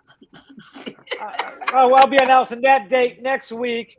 And we're going to be developing a couple more podcasts over here at Villain Radio Network. And shout out to you, too, bro. Shout out to you. I like what you're doing, bro. Shout out to you on that. Hey, we try. Definitely, we try. Trying to level up this year, do some more things. Until then, we just in here talking shit. Catch us next Sunday.